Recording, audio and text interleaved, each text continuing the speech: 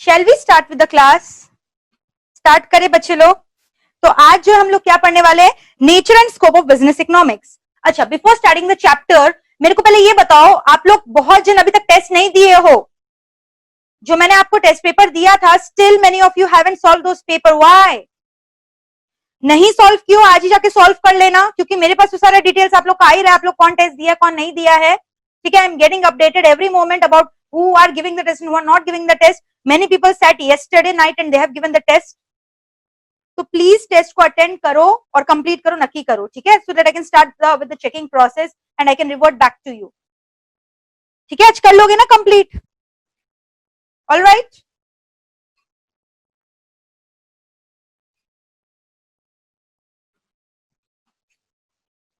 चलो। अच्छा, मेरा एक बात सुनो कि आज जो हम लोग एक चैप्टर स्टार्ट करने वाले जिसका क्या नाम है, nature and scope of business economics. ये वाला जो चैप्टर है ये मैंने लास्ट के लिए क्यों रखा है, क्योंकि ये जो चैप्टर है ना बहुत ही थ्योरेटिकल टाइप का चैप्टर है, रटने का चैप्टर है, to be very frank. But सुनो, रटना तो है ही, क्लास में ही हो जाएगा, दैट इज माई गारंटी। जितना खूबसूरती से आप लोग माइक्रो इकोनॉमिक्स को पढ़े हो, ये भी माइक्रो इकोनॉमिक्स का टॉपिक है, but the content is like macro because you have to learn the details. तो इसी चैप्टर के ऊपर मैंने बहुत ही खूबसूरत सा आप लोगों के लिए पावर पॉइंट प्रेजेंटेशन भी बनाया है, जो कि हम लोग क्लास के एंड में देखेंगे, and you'll really enjoy the presentation that I have personally made for you people. ठीक है, इससे क्या होगा, आप लोग को जितना जितना देखोगे, जितना ऑब्जर्व करोगे, along with the music, the presentation has been drafted with a beautiful music. The more you listen, the more you see, the visual impact creates a greater impact on your mind. तो ये वाला chapter को ध्यान रखते हुए, क्योंकि ये थोड़ा सा थ्योरेटिकल है, हम लोग को आज बहुत ही ज्यादा मजा आने वाला है इस चैप्टर को पढ़ने में, ठीक है। बट मेरे को प्रॉमिस करो, मेरा पूरा जो लेक्चर आप अटेंटिवली सुनोगे, ये नहीं बोलोगे कि ये थ्योरी है तो घर पे हम लर्न कर लेंगे। ट्रस्ट मी, ये चैप्टर घर पे लर्न होने वाला नहीं है, जितना लर्न होगा क्लास में ही होगा मेरे साथ। हम क्लास में सब कुछ लर्न करवाएंगे, मेरे साथ साथ चलो, क्लास में सब कुछ लर्न होने वाला है, और लास्ट में हम लोग प्रेजेंटेशन से रिविजन भी वर्क कंप्लीट कर लेंगे, ठीक है। तो हम लोग स्टार्ट करें क्या, बोलो। डेडलाइन ऑफ द टेस्ट आज ही itself, today itself, make sure you give the test today itself, ठीक है। ऑलराइट अर्जुन, आज ही टेस्ट दे दोगे? चलो फटाफट जो है हम लोग स्टार्ट करते हैं, nature and scope of business economics. तो इस चैप्टर में हम लोग को क्या क्या पढ़ना है, पहले ये मेरा बात सुनो। अच्छा, everyone has been given the admission, still there are 3 people in the waiting room.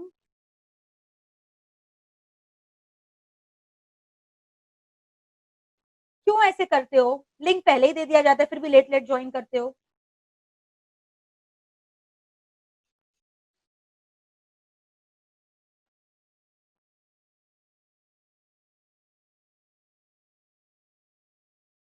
Thank you Tamal for complimenting me. चलो, now let us start with nature and scope of business economics. सुनना मेरा बात ध्यान से, इस चैप्टर में हम लोग को क्या क्या करना है। इस चैप्टर में हम लोग को पढ़ना है कि इकोनॉमिक्स एक्चुअली ओरिजिनेट कहां से हुआ। ये जो सब्जेक्ट आप इकोनॉमिक्स पढ़ते हो, इसका पॉइंट ऑफ ओरिजिन क्या है। उसके बाद ये जो इकोनॉमिक सब्जेक्ट है, इसके ऑथर कौन है, मतलब अलग अलग जो डेफिनेशन दिया गया इकोनॉमिक्स का, अलग अलग ऑथर के थ्रू, अलग अलग इकोनॉमिस्ट के थ्रू। तो you know there are total 7 definition of economics given in your mat. Furthermore are there, but we are concerned with the 7 one. Why? Because those 7 are there in your institute ka mat. Now these 7 economics ka definition, do you need to learn? Yes, you need to learn, of course. Because why you need to learn? Exactly word to word नहीं learn करना है, but आपको learn इसलिए करना है क्योंकि they will give you the definition and then they will ask you कि बताओ ये definition किस author ने लिखा, किस economist ने लिखा। तो यानी हम लोग को first of all तो 7 economists का नाम करना है along with their definition. Plus these economists are so popular, they have written many books as well. तो अब उन लोगों ने कौन सा बुक लिखा, किस साल लिखा, वो भी लर्न करना होगा क्या? हाँ, तो समझ रहे, इस चैप्टर में हम लोग को सब कुछ लर्न करना है। और ये जो सारे इकोनॉमिस्ट का चेहरा है, आप लोग शायद कभी नहीं देखे होंगे, लेकिन आज का क्लास में हम लोग पावर पॉइंट प्रेजेंटेशन के थ्रू उसका चेहरा भी आपको दिखाएंगे कि एडम स्मिथ कौन था, एल्फ्रेड मार्शल कौन था, how do they look like. ठीक है, तो आज का क्लास में बहुत ही मजा आने वाला है, provided you are listening to me carefully. ध्यान इधर उधर करोगे कि चलो ये तो मार्क करके छोड़ देते, थ्योरी है, तो फिर बहुत गलत होगा। तो मेरा बात सुनोगे, पूरा लेक्चर को अटेंड करोगे, you are going to repeat the definitions along with me, assuming कि I am standing in front of you. This is a live class going on, ठीक है। तो चलो हम लोग स्टार्ट कर लेंगे फटाफट। आपको बुक्स मिल जाएगा अभी जो है, अपना चैट बॉक्स जो है आप अभी शांत रखो, डाउट सेशन बाद में करना मेरे साथ, ठीक है। लास्ट में मैं लूंगी डाउट का सेशन। इकोनॉमिक्स का सिलेबस एक्चुअली जो है आपका अभी तक खत्म नहीं हुआ है, बहुत ही जल्द होने वाला है, but let me tell you classes का एंड नहीं है ये। क्लासेस तो मेरे को तब तक लेना पड़ेगा जब तक मैं आपको एग्जामिनेशन हॉल में बैठा के नहीं आ जाऊं। isn't it? हम लोग का रिवीजन चलते रहेगा, टेस्ट चलते रहेगा, मॉडल टेस्ट पेपर सॉल्व करेंगे, and there will be many classes. So don't get disheartened by thinking that is the last class of economics. Not at all. ठीक है, जब तक आपका एग्जाम्स नहीं ओवर होता है मैं आपका पिंडा नहीं छोड़ने वाली हूँ. ठीक है, ऑल राइट. बीसी के साइड बाय साइड चलना ही ऑब्वियस सा बात है, वो तो चलेगा ही ना. We are talking about economics. ऐसा नहीं इकोनॉमिक्स खत्म तो पूरा खत्म, अब सीधा आपको एग्जाम में देना है, ऐसा नहीं. क्लियर है? रिवीजन क्लासेस होंगे, टेस्ट पेपर सॉल्व होंगे, टेस्ट होंगे, एक्सेट्रा एक्सेट्रा. तो चलो हम लोग जो है अपना क्लासेस को स्टार्ट करते हैं. आज हम लोग क्या पढ़ने वाले हैं? Nature and scope of business economics. सबसे पहले मेरे को बताओ, ये आप लोग को पता होगा, who is the father of economics? Who is the father of economics? फटाफट बताओ, who is the father of economics? सबको पता होगा ये बात. Adam Smith. Very good. Adam Smith is the father of economics. अब ध्यान से सुनना मेरा बात. ये जो इकोनॉमिक्स वर्ड है ये कहां से ओरिजिनेट हुआ है? The word economics originates from a Greek word oikonomia. The word economics originates from a Greek word oikonomia. And oikonomia word का मतलब क्या होता है? Management of household. Oikonomia word का मतलब क्या होता है? Management of household. लन हो गया यहाँ तक? वापस से मेरे को बोलो, वर्ड इकोनॉमिक्स कहां से ओरिजिनेट हुआ? एग्जाम में क्वेश्चन आते हैं, then they give you 4 option. It is a Spanish word, Latin term, Greek term, English, French. क्या होगा इसका answer? Greek. So the word economics originates from a Greek word oikonomia. कहीं कहीं oikonomikos भी रहता है. Both are same. You can call it as either oikonomia और you can call it as oikonomikos. ठीक है, बोथ आर सेम. तो ओइकोनोमिया word का मतलब क्या होता है? Management of household. Oikonomia word means what? Management of household. Clear है यहाँ तक? Who is the father of economics? Adam Smith. यानी पहला डेफिनेशन इकोनॉमिक्स का जानते हो किसने दिया? एडम स्मिथ ही नहीं दिया. एडम स्मिथ ने क्या बोला? इकोनॉमिक्स का एकदम छोटा सा प्यारा सा डेफिनेशन बोला उसने. Economics is a science of wealth. That's it. उसने क्या डिफाइन किया इकोनॉमिक्स को? Economics is a science of wealth. Clear है यहाँ तक? क्या बोला उसने? Economics is a science of wealth. Learn करते चलो मेरे साथ. तो 3 चीजें अभी तक हम लोग लर्न किए. सबसे पहले मेरे को बताओ इकोनॉमिक्स वर्ड कहां से ओरिजिनेट हुआ है? वेरी गुड, ग्रीक वर्ड से. ग्रीक वर्ड क्या है? ओइकोनोमिया. ओइकोनोमिया वर्ड का मतलब क्या होता है? Management of house hold. Learn हो गया यहाँ तक? फिर उसके बाद हम लोग क्या डिस्कस किए? Who is the father of economics? Adam Smith is the father of economics. Economics का डेफिनेशन उसने क्या दिया? Economics is a science of wealth. यहाँ तक आई होप आप लोग को लर्न हुआ होगा. फिर आपको पता है एडम स्मिथ इतना पॉपुलर इकोनॉमिस्ट है तो उसने बुक तो पक्का लिखा ही होगा. हाँ जरूर लिखा. बुक जो लिखा उसका नाम क्या है? बुक का नाम डेफिनेशन से बड़ा है. ध्यान से सुना. बुक का नाम है an inquiry into the nature and causes of wealth of nation. एकदम सिंपल. इंक्वायरी करना है. किसकी इंक्वायरी करना है? वेल्थ में. किसका वेल्थ? आपका वेल्थ की पूरा कंट्री का वेल्थ? पूरा कंट्री का वेल्थ. तो इंक्वायरी क्या चीज का? नेचर कैसा होता है वेल्थ का, कॉज क्या है वेल्थ क्रिएशन का. तो बुक का नाम क्या है? Inquiry into the nature and causes of wealth of nation. And in which year did the book get publish? It got published in the year 1776. Which year? 1776. तो एक बार फटाफट हम लोग जो है मार्क करते हैं हम लोग क्या क्या पढ़े. देखो, the term economics originates from a Greek word oikonomia. Oikonomikos भी मैंने बोला था, ओइकोनोमिया भी बोला था. ओइकोनोमिया वर्ड का मतलब होता है हाउस होल्ड. फिर हम लोग क्या डिस्कस किए कि एडम स्मिथ जो था उसका डेफिनेशन क्या था? Science of wealth. Economics is a science of wealth. Number 2, Adam Smith is also known as father of economics. 1776 में उसने एक बुक लिखा. ठीक है, बुक का नाम आपको लर्न करना होगा, an inquiry into the nature and causes of wealth of nation. एकदम सिंपल. यहाँ तक लर्न करो फटाफट. I am giving you the 2 minutes time. Learn it till here. Learn हो ही गया होगा. एक बार फटाफट रिवीजन कर लो. I have displayed it on the screen, whatever I taught you. Just have a quick look at these points very quickly.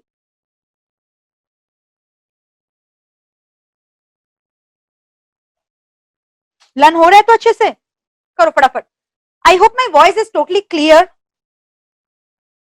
As Harsh is telling me कि आपका वॉइस मैम लो आ रहा है. I hope everything is Audible.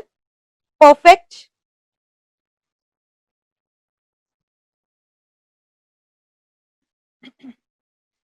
शोभा झवर, अभी मैंने आपको जो बोला आप उस पर कॉन्सेंट्रेट करो. बीसीके का क्लासेस का चिंता मत करो, वो बाद में पूछना जब क्लास खत्म हो जाए.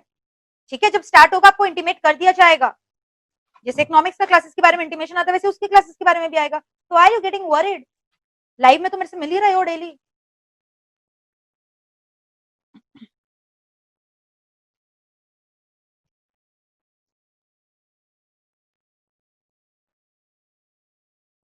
टेस्ट का मार्क्स मिलेगा Sumit as soon as I get all the papers. ठीक है, solve by you people. I still said कि many of you have not given the test, so I'm just waiting for them. फटाफट करो very quickly. हो गया यहाँ तक learn? ठीक है. अच्छा, अब और एक चीज सुनना मेरा बात. ये जो एडम स्मिथ ने बोला economics is the science of wealth, अब ध्यान से सुनना मेरा बात. और एक इकोनॉमिस्ट था वो भी सेम ही बात बोला इकोनॉमिक्स के बारे में. बस खाली प्रीपोजिशन का अंतर है। एडम स्मिथ बोला economics is a science of wealth, हंसोगे सुन के दूसरा डेफिनेशन को, economics is a science which deals with wealth.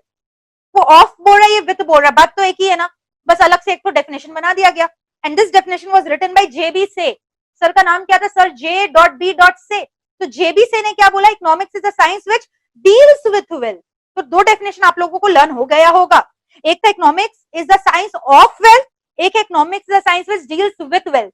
पहला डेफिनेशन बोला एडम स्मिथ ने, दूसरा डेफिनेशन बोला J.B.से ने। तो फटाफट जो एक बार आप लोग देख लो अच्छे से जेबीसी का डेफिनेशन क्या बोला देखो, economics is a science which deals with wealth, J.B.से। लर्न हो गया यहां तक, ठीक है। अब हम लोग को इसका क्रिटिसिज्म करना है। नए इकोनॉमिक्स नया डेफिनेशन लेके कब आए? जब वो लोग पहला डेफिनेशन को क्रिटिसाइज किए होंगे। तो कहना इसे ये जो एडम स्मिथ और जेबी से है, इन लोग के हिसाब से इकोनॉमिक्स का डेफिनेशन कैसा निकला? Science of wealth. इसलिए आप देखोगे पॉइंट नंबर ए में साइंस ऑफ वेल्थ लिखा हुआ है। तो एग्जाम में क्वेश्चन आता है name two economics who propagated the definition as science of wealth. तो आप क्या बोलोगे? The name of the two economics are Adam Smith and J.B.से। बट अगर क्वेश्चन में ये स्पेसिफिकली आया economics is a science of wealth under quotes, तब आप क्या बोलोगे? किसने बोला इसको? Adam Smith. बट अगर ये क्वेश्चन आया economics is a science which deals with wealth, तब आप क्या बोलोगे? J.B.से। क्लियर है यहां तक? अब मेरा बात सुनो, let us have a look at the criticism. Why were they criticised on what grounds? ध्यान से सुनना। इन लोग खाली क्या बोला? Economics is a science of wealth, ठीक है। यानी इन लोग के हिसाब से अगर कंट्री के पास वेल्थ है, द कंट्री इज हैप्पी। मतलब they were only talking about materialistic wealth, they were not talking about welfare aspect. So can I say they have ignored human emotion, they have ignored human welfare? इन लोगों को खाली wealth से मतलब है। Country के पास wealth है तो जरूरी नहीं कंट्री हैप्पी है। Look at the developed countries like USA, UK, are they happy now because of this pandemic that has spread? पैसा होना सब कुछ नहीं होता है ना, समझ में? पैसा होने के बाद भी they are unhappy because of the virus that has captured all the countrymen। समझ में आ रहे क्या बोल रहे हैं? तो खाली वेल्थ होने से जरूरी नहीं होता सब कुछ हो, आपके आपका ह्यूमन इमोशंस भी मैटर करता है, आपका सोसाइटी का वेलफेयर भी मैटर करता है। हो सकता है वेल्थ है बट इक्विटेबल डिस्ट्रीब्यूशन नहीं है कंट्री में वेल्थ का, तभी तो wealth is only getting enjoyed by the aristocratic class, तभी भी तो दिक्कत आएगा। जो पुअर पीपल है दे आर सफरिंग। तो खाली वेल्थ होने से सब कुछ नहीं होता, वेलफेयर भी मैटर करता है, प्लस ह्यूमन इमोशंस भी मैटर करता है। And according to them wealth का मतलब खाली क्रिएशन ऑफ गुड्स होता है। बट क्या मेरे को बताओ आज के डेट में वेल्थ मतलब खाली गुड्स से होता है? क्या सर्विस सेक्टर नहीं होता? सर्विस सेक्टर से सबसे ज्यादा मैक्सिमम कंट्रीब्यूशन जा रहा है जीडीपी में। So can I say wealth is also created by intangible sector, that is your service sector, and they have ignored the service sector. And they have given too much emphasis on wealth, only wealth, wealth, wealth is everything. Money is not everything. So can I say they have given too much emphasis on wealth, exaggerated emphasis on wealth. Exaggerated मतलब बढ़ा चढ़ा के wealth को ये लोग popular किया है। तो इसका क्रिटिसिज्म क्या क्या हुआ? exaggerated emphasis on wealth, too materialistic, too materialistic word का मतलब क्या हुआ? कि they are not talking about human emotions, human emotions neglected, all right, they've ignored the human emotion, neglect of welfare। और एक पॉइंट हम लोग क्या डिस्कस किए थे बताओ? पॉइंट नंबर 4 कि they have also ignored the service sector, ठीक है। तो they have also ignored service sector, they are not talking about the service sector. फटाफट जो है आप भी लिख लो मेरे साथ साथ अपने मैट में, very quickly write it down, very quickly.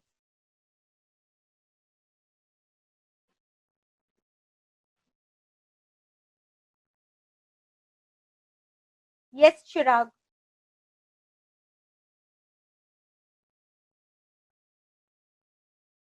फटाफट इसको लर्न करो।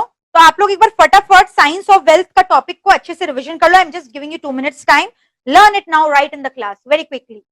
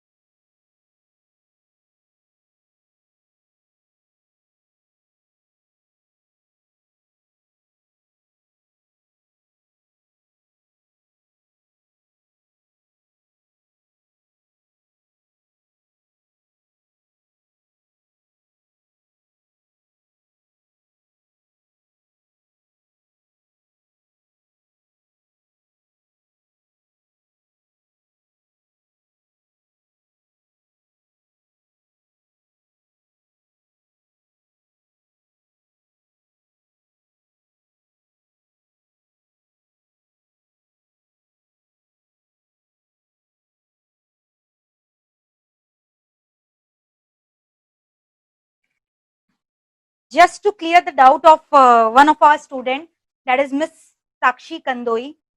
Repeatedly I was actually ignoring her, but इतना बार वो मेरे से doubts पूछ रही थी, तो इसलिए I was just forced to show her this page. आप check करो. उसने मुझे बोला चैट बॉक्स में 4 से 5 बार कि जो Zoom ऐप है मैम चाइनीज ऐप है. तो पहले तो मैं आपको ये बता दूं, being a professional student it is not suitable for people like you to give such remarks on this professional grounds without having a research on that topic. पहले आप रिसर्च करो, अपडेटेड रहो. जो रूमर्स आते हैं व्हाट्सएप फैक्ट्री, आप उसको बंद करो. पहले आप अपडेटेड रहो, पूरा नॉलेज को फुल्ली एक्वायर करो, तब आप अपना जजमेंट दो. तो आपको देखो यहाँ मैं क्लियरली दिखा देना चाहती हूँ कि जो जूम ऐप है it's not a Chinese app. I hope you can see क्या लिखा हुआ. It's an American communication technology company जिसका हेडक्वार्टर कैलिफोर्निया में है. एंड बाय द वे जो जूम ऐप हम लोग यूज कर रहे हैं, it is a fully paid version that we are using and fully encrypted one. All right Sakshi, I hope now your doubt is clear.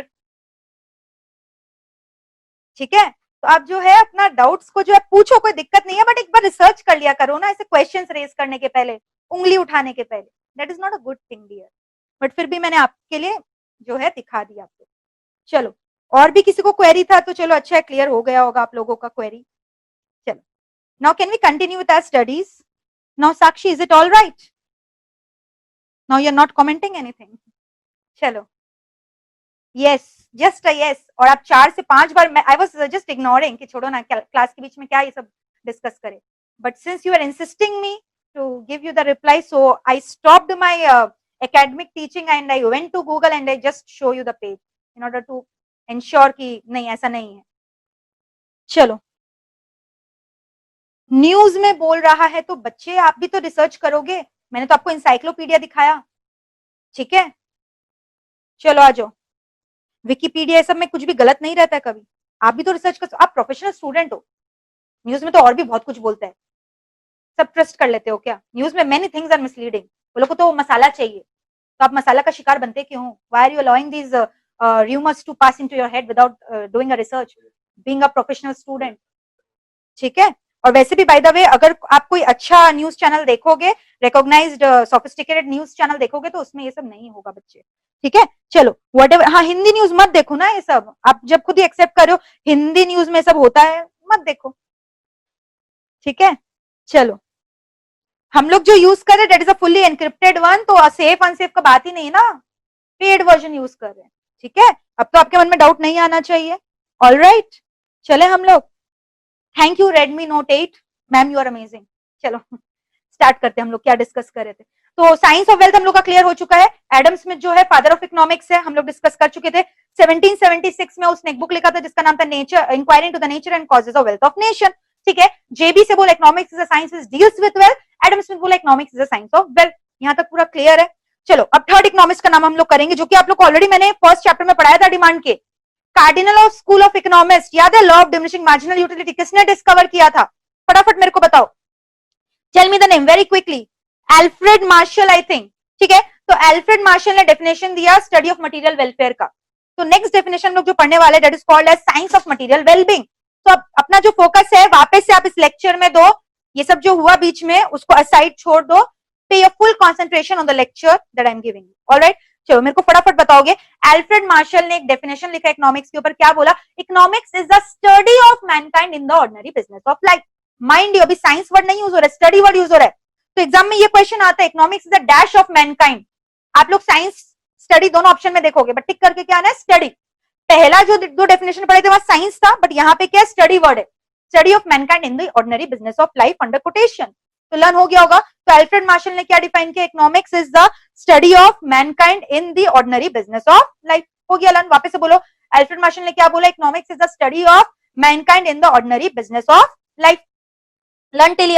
अब सुना, जैसे हम लोग ने किया था कि जो एडम्स में था उसका भाई था जेबी से. भाई कैसे था? कोई ब्लड रिलेशन नहीं था, तो लोग का डेफिनेशन सिमिलर था. तो वैसे ही एल्फ्रेड मार्शल की तरह उसका भी एक भाई था जो कि सेम टाइप का डेफिनेशन दिया, जिसका नाम आप सुन के एकदम चौंक जाओगे, क्योंकि उसका नाम एक जानवर के नाम को रिसेंबल करता है, जो कि बहुत ही गंदा लगता है देखने में. ऐसा कौन सा एनिमल है which is very dirty to look at? Very dirty, very shabby. Tell me the name of an animal which is very shabby, which is very dirty to look at. Pig. ठीक है, सुनो. तो उसका नाम क्या है? A.C. Pig आओ. Pig आओ. लर्न करवा रहे हैं, नाम है पिगाओ, ठीक है, PIGOU, लर्न हो गया, you calling a pig, Pigou. What is the name of the next economist? AC Pigou. तो वो किसका भाई है? अल्फ्रेड मार्शल का। ब्लड रिलेशन नहीं है, again I am saying you definition similar दिया, जैसे वो बोला ना study of mankind in the ordinary business of life, ये भी मैनकाइंड के बारे में कुछ बोला। तो क्या बोला, ध्यान से सुनना, मेरे को पूरा under quotation word to word learn है, सुनो ध्यान से क्या बोल रहे हैं। The range of our inquiry becomes restricted to that part of social welfare that can be brought directly और indirectly into relationship with the measuring rod of money. बाप रे, इतना बड़ा डेफिनेशन आपको नहीं लर्न करना है। देखो यहाँ पे दिखाई दिया AC पिगाओ का डेफिनेशन, क्या बोला है? The range of our inquiry becomes restricted to that part of social welfare which can be brought directly और indirectly into relation with the measuring rod of money. यानी ये लोग भी क्या बोल रहा है कि सोशल वेलफेयर को लोग किससे मेजर कर रहे हैं? मेजरिंग रॉड ऑफ मनी से। तो अल्टीमेटली ये लोग भी मैनकाइंड को पैसा से ही तो मेजर कर रहे हैं, जो डेफिनेशन मार्शल ने बोला था, study of mankind in the business of life, mankind and business, और यहाँ पे भी they are talking about mankind and money. So ultimately they are talking about human welfare, but which kind of human welfare? Which can be measured by money. तो इन लोग, जैसे पहला definition में तो वेलफेयर के बारे में बात ही नहीं किया गया था, साइंस ऑफ वेल्थ में they were only talking about wealth, but इन लोग वेल्थ के बारे में बात तो कर रहे हैं, लेकिन दिखावटी वेल्थ के बारे में, मटेरियलिस्टिक वेलफेयर के बारे में, इसलिए इन लोग का डेफिनेशन को साइंस ऑफ मटेरियल वेलबींग बोला गया। They are talking about mankind, no doubt, but mankind को लोग अल्टीमेटली लिंक कर दिया बिजनेस वर्ड से, यानी पैसा से तो लिंक कर दिया ना, वो मैनकाइंड जो कि पैसे से खरीदा जा सकता है। So they are talking about welfare, but which kind of welfare? Materialistic welfare. तो इसका क्रिटिसिज्म में आने वाला है कि इन लोग वेलफेयर के बारे में बात तो किया, बट उतना क्लियरली नहीं बात किया। इन लोगों को कॉन्सेप्ट ऑफ वेलफेयर फीका है, वेग है। आपके बुक्स में लिखा है the concept of welfare is vague. Vague का मतलब क्या होता है? Not clear. Secondly they are again talking only about materialistic welfare, यानी again they are ignoring human emotion, and they have also ignored the intangible sector that is the service sector. तो I hope आपको learn हो गया होगा इसका criticism. तो next definition हम लोग दो जन का किया, मार्शल का किया और AC पिगाओ। मार्शल का डेफिनेशन बहुत ही सिंपल था, economics is the study of mankind in the ordinary business of life. AC पिगाओ का डेफिनेशन में खाली आपको एक लाइन याद रखना है, मेजरिंग रॉड ऑफ मनी। जैसे ही आप डेफिनेशन में देखोगे measuring rod of money word है, ऑथर का 4 नाम दिया रहेगा, आप किसको टिक करके आ जाओगे? AC पिगाओ को। और मार्शल का तो लर्न हो ही गया होगा, छोटा सा डेफिनेशन है, study of mankind in the ordinary business of life. ठीक है, study of mankind in the ordinary business of life. तो यहां तक लर्न हो गया। AC पिगाओ ने एक बुक भी लिखा जिसका नाम है economics of welfare in the year 1920। Criticism we have discussed कि लोग इमटेरियल थिंग्स को नेग्लेक्ट किया है। इमटेरियल थिंग्स मतलब समझ गए ना, वही human emotions, welfare, and the concept of welfare is vague. Vague का मतलब क्या होता है? That is not clear. ठीक है, वेग वर्ड का मतलब क्या होता है? That is not clear. तो यहां तक लर्न हो गया। ठीक है, वेग वर्ड का मतलब क्या होता है? That is not clear, unclear. वहां लिख सकते हो वेग मीन्स व्हाट? अनक्लियर। तो फटाफट जो है आप लोग साइंस ऑफ मटेरियल वेलबींग को भी एक क्विक रिवीजन दे दो। कॉन्सेप्ट ऑफ वेलफेयर इज वेग, वेरी क्विकली फटाफट कर लो। तो हम लोग 4 ऑथर का नाम लर्न कर चुके हैं, 4 इकोनॉमिस्ट का नाम। एक बार इसको देखो, then I just give a quick revision of the 4 names very quickly. फटाफट करो।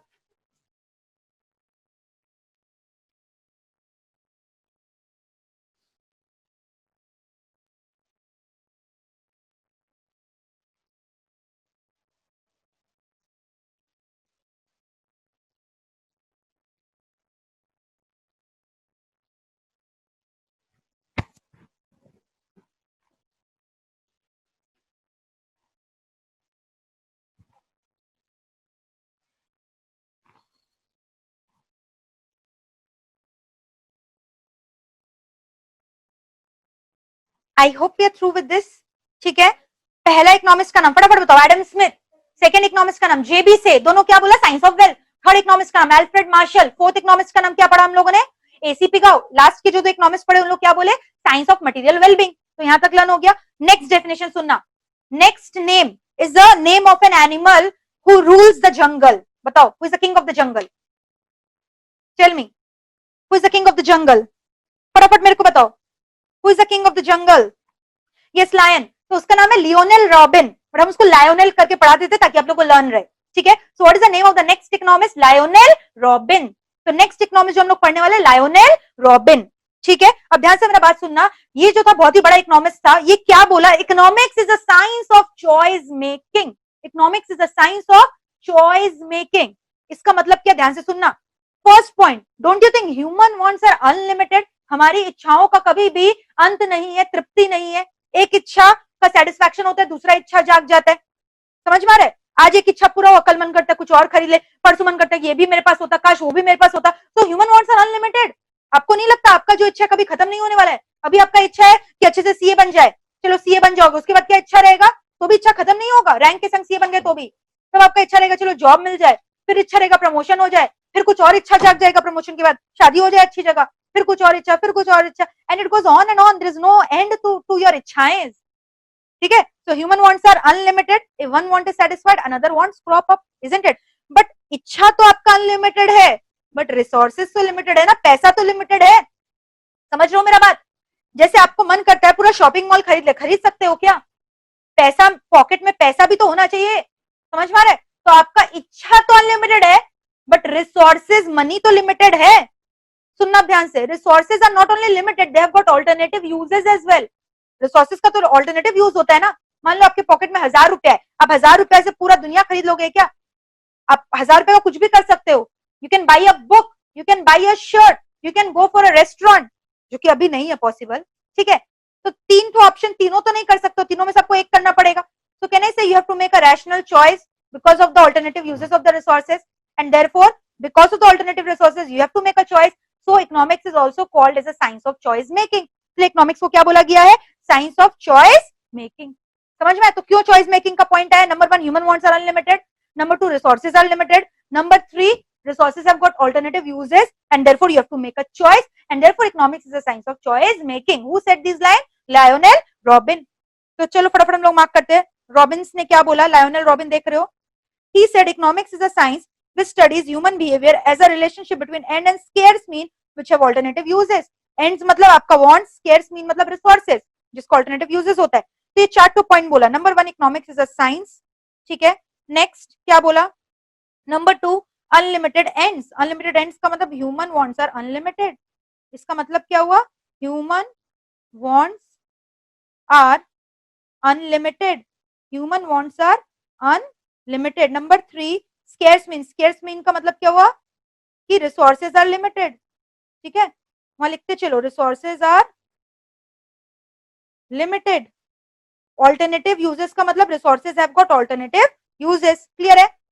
इसने एक बुक भी लिखा, बुक का नाम है एकदम simple, nature and significance of economics in the year 1931/32। Exam में दोनों में से एक डेट आएगा, जो आएगा आप टिक कर देना, nature and significance of economics. ठीक है, बुक का नाम क्या था? Nature and significance of economics. फटाफट लर्न करो, nature and significance of economics. इसके पहले जो हम लोग किए थे उसका नाम था, बुक का नाम, inquiry into the nature and causes of wealth of nation. इसका नाम है nature and significance of economics. फटाफट लर्न कर लो इसको अच्छे से, लर्न इट, बगल में लिख लो जो मैंने लिखवाया and learn it very quickly. And it has been published in the 1931। कोई बुक्स में 31 है, कोई बुक्स में 32 है। एग्जाम में दोनों डेट नहीं रहेंगे, जो आएंगे आप टिक करके आ जाना। ऑलराइट,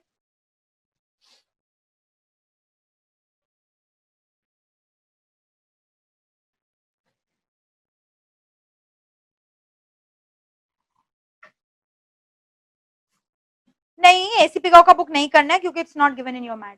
ऑलराइट, फटाफट करो।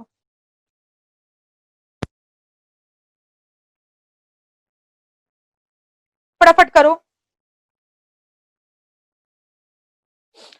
चलो। अब जो हम लोग इसका क्रिटिसिज्म करते हैं, इसका डेफिनेशन का क्या बोला गया है, सुना ध्यान से। इसका डेफिनेशन को बोला गया है कि इसका डेफिनेशन बहुत ही कलरलेस है, कलरलेस, फीका है, रंग बिरंगा नहीं है। बुक में दिया है, लर्न कर लो। सुना, सेकंड डेफिनेशन क्या बोला गया है कि ये क्या बोला कि प्रॉब्लम तब होता है जब रिसोर्सेज लिमिटेड है। पर आपको मैं बता दूं, जब रिसोर्सेज अनलिमिटेड होंगे ना तब भी प्रॉब्लम होगा। So they only talked about the problem of scarcity, they did not talk about the problem of abundance. They did not talk about the problem of abundance. जैसे मान लो फॉरेन कंट्रीज है, वहां पे रिसोर्सेज अबंडेंस में है, capital abundant है, but वहां पे लेबर जो है वो स्केर्स है, इसलिए भी तो प्रॉब्लम हो रहा है डेवलप्ड नेशन में। So they only talked about the problem of scarcity, they did not talk about the problem of abundance, and they talked only about micro problems, individual problem choice making का, पूरा country का choice making का बात इन लोग नहीं किया। so they only talked about micro aspect, ignoring the macro aspect. further they did not talk about future growth and future development. so for criticism, पहला criticism तो irrelevant, colorless है, कुछ मतलब नहीं है इसका। दूसरा, they have ignored macro concept। तीसरा, ग्रोथ और डेवलपमेंट के बारे में लोग बात ही नहीं किया फ्यूचर का। And fourth, they did not talk about the problem of abundance. Abundance के बारे में बात किया कि नहीं किया? नहीं किया। तो आप लिख लो ignored. They only talked about कि problem arises because of resources are scarce in nature, but resources अगर अबंडेंस में भी होंगे ना तब भी प्रॉब्लम होंगे। फॉर एग्जाम्पल मान लो एक लड़की से पूछो उसके पास 5 तो ड्रेस है, पार्टी में जाना है, कौन सा ड्रेस पहन के जाए, उसके लिए बहुत बड़ा इशू है। तो वहां प्रॉब्लम क्या है, कमी की वजह से नहीं है, क्योंकि उसके पास 5 ड्रेस है इसलिए उसका दिमाग खराब हो रहा है। पता चला 6th ड्रेस लाएगा वो लोग मार्केट से और वो पहन के जाएगा। तो वहां प्रॉब्लम किसकी वजह से हो रहा है, अबंडेंस की वजह से। तो खाली प्रॉब्लम स्कैर्सिटी की वजह से नहीं हो सकता है, it can also rise because of abundance. फटाफट इसको लर्न कर लो very quickly. Lionel Robin is over. Lionel Robin का कोई भाई नहीं था, no one gave the similar definition as Robbins gave, unlike Smith and Marshall. फटाफट कर लो इसको very quickly, learn it.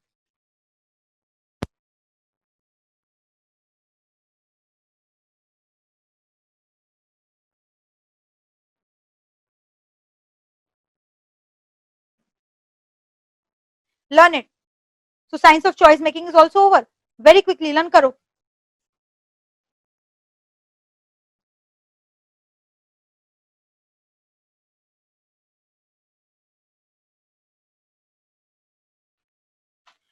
Rahil, you have to check your internet connection. My voice is purely audible. Even my management people are checking on the class while it goes on, in order to ensure that every student are getting the right picture of the screen and the right voice. तो अगर उन लोग के सामने कोई दिक्कत नहीं आ रहा है तो आपके सामने भी नहीं आना चाहिए, और अगर आ रहा है तो बच्चे आपका इंटरनेट का प्रॉब्लम है।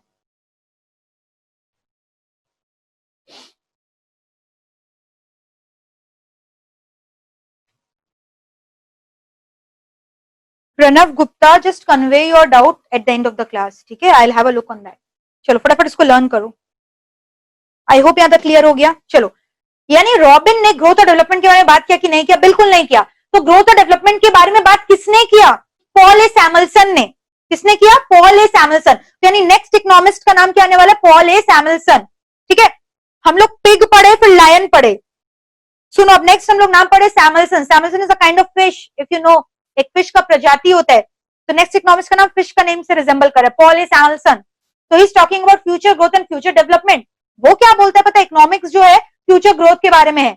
वो ये बोला कि हमारे कंट्री के रिसोर्सेज को हमें इस तरह से यूज करना चाहिए कि हमारा नीड तो सेटिस्फाई होए, बल्कि हमारे आने वाले जनरेशन का भी नीड सेटिस्फाई हो जाए। We should use the resources in such a manner that it not only satisfy our need but also satisfies the need of the coming generation, which is called the concept of sustainable development. So he talked about the concept of sustainable development. किसने बोला इसके बारे में? Paul A. Samuelson. तो exam में question आता है, which economist talked about future growth and future development? The name is Paul A. Samuelson. What is the name? Paul A. Samuelson. तो नेक्स्ट इकोनॉमिस्ट का नाम क्या हो गया? Paul A. Samuelson. ठीक है? Who talked about what? Growth and development. क्या बोला इसने? बहुत ही बड़ा definition under quotation, you know, you don't have to learn, just have to remember कि जब भी फ्यूचर के बारे में बात करोगे किस इकोनॉमिस्ट को टिक करके आना है? Paul A Samuelson. It is a study of how men in society choose with or without the use of money to employ scarce productive resources which could have alternative resource uses ... for consumption now and in future. वो हो गया ना sustainable development. So you can also write there, talked about sustainable development. Talked about the concept of what? Sustainable development. Talked about the concept of sustainable development. ठीक है? Talked about the concept of what? Sustainable development. That is dynamic growth and development. Learn हो गया यहाँ तक? Clear है? अब ध्यान से सुना, नेक्स्ट इकोनॉमिस्ट जो हम लोग पढ़ने वाले, the name is Jacob winner. इतने सारे इकोनॉमिस्ट पढ़े, इतना डेफिनेशन आया, लास्ट में सबसे माइंड ब्लोइंग डेफिनेशन दिया जैकब विनर ने. एक्चुअली वाइनर है बट मैं उसको विनर प्रोनाउंस करती हूँ क्योंकि वो ऐसा डेफिनेशन दिया ना कि उसके बाद कोई इकोनॉमिस्ट आया ही नहीं. क्या बोला पता है? Economics is what economist do. तुम लोग लड़ाई मत करो, एक दूसरे को क्रिटिसाइज मत करो. इकोनॉमिक्स वो है जो इकोनॉमिस्ट बोल दिया, बात ही खत्म. अब इसको आप बताओ कैसे क्रिटिसाइज करोगे? क्रिटिसाइज करके दिखाओ इसका definition. Economics is what economist do, बात ही खत्म. देखो जैकब विनर ने क्या बोला? Economics is what economist do, बात ही खत्म. इकोनॉमिक्स वो है जो इकोनॉमिस्ट कर दिया. इसके अब आगे क्या बोलोगे? तो हम लोग टोटल कितना डेफिनेशन किए बच्चे? 7 डेफिनेशन किए हैं. चलो फटाफट हम लोग क्विकली रिवाइज करेंगे. पहला डेफिनेशन किसने दिया था? Adam Smith, who is the father of economics. उसका बुक किस साल पब्लिश हुआ? फटाफट tell me the date. What was the year? 1776. Book का नाम क्या था? Inquiry into the nature and causes of wealth of nation. क्या बोले? Economics is the science of wealth. इसका भाई का नाम बताओ फटाफट. जे बी से. क्या बोले? Economics is the science which deals with wealth. खाली प्रीपोजिशन का अंतर. ठीक है, दोनों को क्रिटिसाइज किया गया कि बहुत ज्यादा वेल्थ वेल्थ के बारे में बोला है, ह्यूमन वेलफेयर को एक नेग्लेक्ट कर दिया है, ह्यूमन इमोशंस को भी नेग्लेक्ट कर दिया है। फिर उसके बाद थर्ड इकोनॉमिक्स पिक्चर में आया, जिसका क्या नाम था, अल्फ्रेड मार्शल। उसने क्या बोला, economics is a study of mankind in the ordinary business of life. उसका भाई कौन था, एसी पिगाउ। भाई मतलब समझ में आ रहा है ना, definition similar, A C Pigou. The range of our inquiry becomes restricted to that part of social welfare dot dot dot. खाली आपको क्या याद रखना है, measuring rod of money word. जैसे measuring rod of money word देखोगे, किसको tick कर दोगे, एसी पिगाउ को। That's it. फिर हम लोग का फिफ्थ इकोनॉमिक्स आया पिक्चर में। फिफ्थ इकोनॉमिक्स का क्या नाम था, लायोनेल रॉबिन। उसने क्या बोला, economics is the science of choice making, it's all about choice. Then who talked about future growth and future development? Who discovered the concept of sustainable development? Paul A. Samuelson. And ultimately, the mind-blowing definition was given by the winner. What is the name of that economist? Jacob Winner or Weiner. What did he say? Economics is what economists do. पूरा clear हो जाना चाहिए, यहाँ तक learn हो गया होगा फटाफट। ठीक है, फटाफट जो है इसको लर्न कर लो। यस खुशी सिंह, वेरी फनी। बोलती है कि अब कोई पूछेगा स्टडीज क्या है, हम लोग बोल देंगे study is what student do. चलो फटाफट लर्न कर लो very quickly all the 7 definition. ठीक है, अच्छे से एक बार फटाफट नजर घुमा लो, फटाफट सातों का नाम देख लो, बुक्स का नाम देख लो। Nature and significance of economics किसने लिखा था, रॉबिन ने, 1931/32। ठीक है, तो ये सारे इकोनॉमिक्स का डेफिनेशन हो गया, फटाफट देख लो एक बार, 2 मिनट्स का टाइम दे रहे हैं वेरी क्विकली। उसके संग और एक डेफिनेशन करा दे रहे, फिर एक संग देख लेना। ये हो गया इकोनॉमिक्स का डेफिनेशन, बट बिजनेस इकोनॉमिक्स का डेफिनेशन किसने दिया, Joel dean. This is also important. Business economics, ये तो नॉर्मल इकोनॉमिक्स हो गया, तो बिजनेस इकोनॉमिक्स क्या हुआ, वो इकोनॉमिक्स जो कि बिजनेस में काम आता है, जो बिजनेस में अप्लाई करते हो। ठीक है, तो वो डेफिनेशन किसने दिया, जोएल डीन। उसका भी नाम लर्न करना होगा, जोएल डीन। ठीक है, जोएल डीन ने बोला। और इसका स्कोप क्या है, बिजनेस इकोनॉमिक्स में कौन कौन सा टॉपिक्स आता है, लीनियर प्रोग्रामिंग आता है, you have to learn it, regression, capital budgeting, break even analysis, cost analysis. तो इसके ऊपर आप लिख लो स्कोप ऑफ बिजनेस इकोनॉमिक्स। ठीक है, ये मेरा क्या हो गया, स्कोप ऑफ बिजनेस इकोनॉमिक्स। ये जो मैंने मार्क कराया,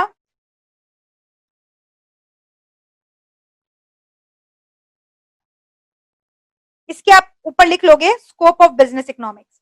तो आपको इसमें दो चीज लर्न करना है, एक तो जोएल डीन नाम याद करना है, और फिर उसके बाद दिस इज स्कोप। तो आप लिख सकते हो स्कोप ऑफ बिजनेस इकोनॉमिक्स। ठीक है, फटाफट लिख लो scope of business economics. All right,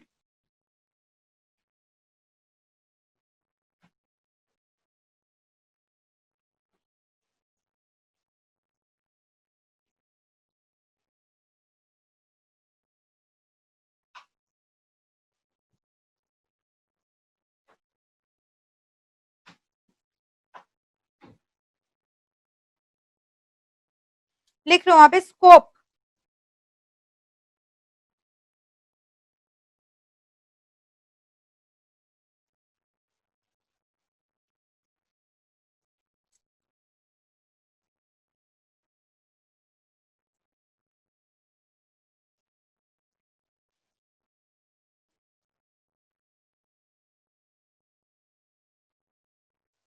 sometimes marker gets hang. आप लोग लिख लो, एक काम करो, scope of business economics, very quickly write it down.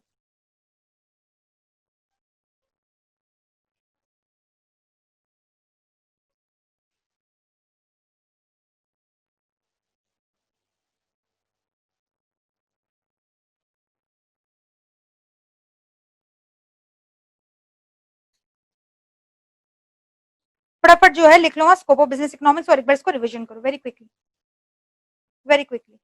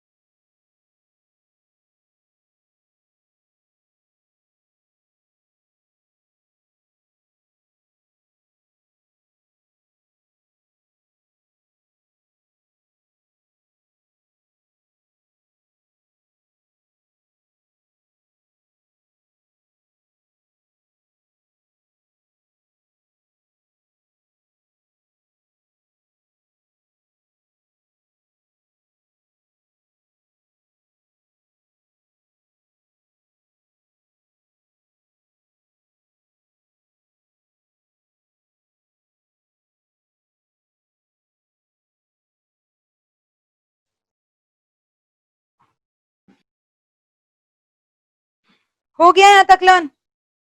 यहां तक लर्न हो गया अच्छे से? Can we proceed? ठीक है, लर्न हो गया यहां तक? चलो अब नेक्स्ट हम लोग क्या डिस्कस करने वाले हैं, already you know this, what are the two branch of economics? Micro economics and macro economics. दो ब्रांच क्या इकोनॉमिक्स का, माइक्रो एंड मैक्रो। अब ध्यान से सुनना, माइक्रो क्या होता है?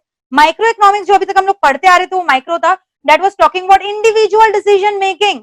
माइक्रो इकोनॉमिक्स किसके बारे में बात करता है? Individual decision making. But macro किसके बारे में बात करता है? Decision making of the entire country, यानी एग्रीगेट इकोनॉमिक डिसीजन। तो इसीलिए मैक्रो इकोनॉमिक्स का और एक नाम है एग्रीगेटिव इकोनॉमिक्स। मैक्रो इकोनॉमिक्स का और एक नाम क्या? Aggregative economics. But micro economics क्या हो गया? Individual decision making. But macro क्या हो गया? Aggregative economics. क्लियर है यहां तक? Micro economics also deals with the problem of resource allocation. ठीक है, माइक्रो इकोनॉमिक्स और किससे डील करता है? With the problem of resource allocation. खाली इतना याद रखना है, यानी प्रोडक्ट प्राइसिंग हुआ, डिमांड हुआ, सप्लाई हुआ, कंज्यूमर बिहेवियर, सप्लाई, ये सब किसका पार्ट है? माइक्रो का। बट पूरा कंट्री का डिसीजन मेकिंग का बात करें, यानी कंट्री का national income, GDP level, inflation, boom, recession, ये सब क्या हो गया मेरा? माइक्रो की मैक्रो, मैक्रो इकोनॉमिक्स का पार्ट। ठीक है, तो फटाफट जो है मार्क करो, सब्जेक्ट मैटर ऑफ इकोनॉमिक्स दो हो गया, माइक्रो एंड मैक्रो। ठीक है, फिर उसके बाद आओ माइक्रो इकोनॉमिक्स के अंदर क्या क्या आता है?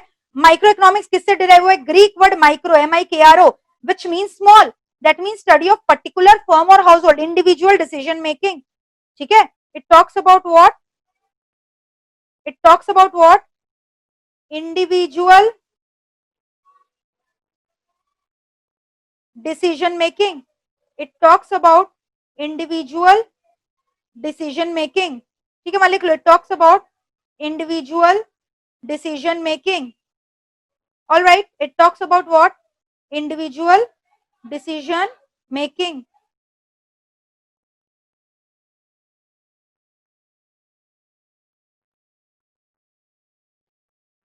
Individual decision making. And it also deals with the problem of resource allocation. आप देखोगे लास्ट में लिखा हुआ allocation of resources. ये मैं इसीलिए स्पेसिफिकली मार्क करवा रही हूँ क्योंकि एग्जाम में अलग से क्वेश्चन आता है, which branch of economics deals with resource allocation? आपको क्या टिक करके है ना? Micro economics. ठीक है, और इसमें देखो जैसे दे देगा प्रोडक्ट प्राइसिंग, कौन सा ब्रांच है? माइक्रो है कि मैक्रो है? क्या बोलोगे? माइक्रो है। तो प्रोडक्ट प्राइसिंग हो गया, कंज्यूमर बिहेवियर, फैक्टर प्राइसिंग, ठीक है, study of form, location of industry, सब माइक्रो का पार्ट है। मैक्रो इकोनॉमिक्स किससे डिराइव हुआ है? Greek word macro, MAKRO, which means large, और इसलिए मैंने बोला मैक्रो का और एक नाम क्या? Aggregative economics. मैक्रो इकोनॉमिक्स को और क्या बोलते हैं हम लोग? Aggregative economics. और इसके अंदर क्या क्या आता है? नेशनल इनकम, कंट्री का price level, balance of trade, saving and investment, economic growth, employment etcetera. तो फटाफट एक बार रिविजन कर लो, माइक्रो क्या होता है, मैक्रो क्या होता है, एकदम इजी है, लर्न हो गया।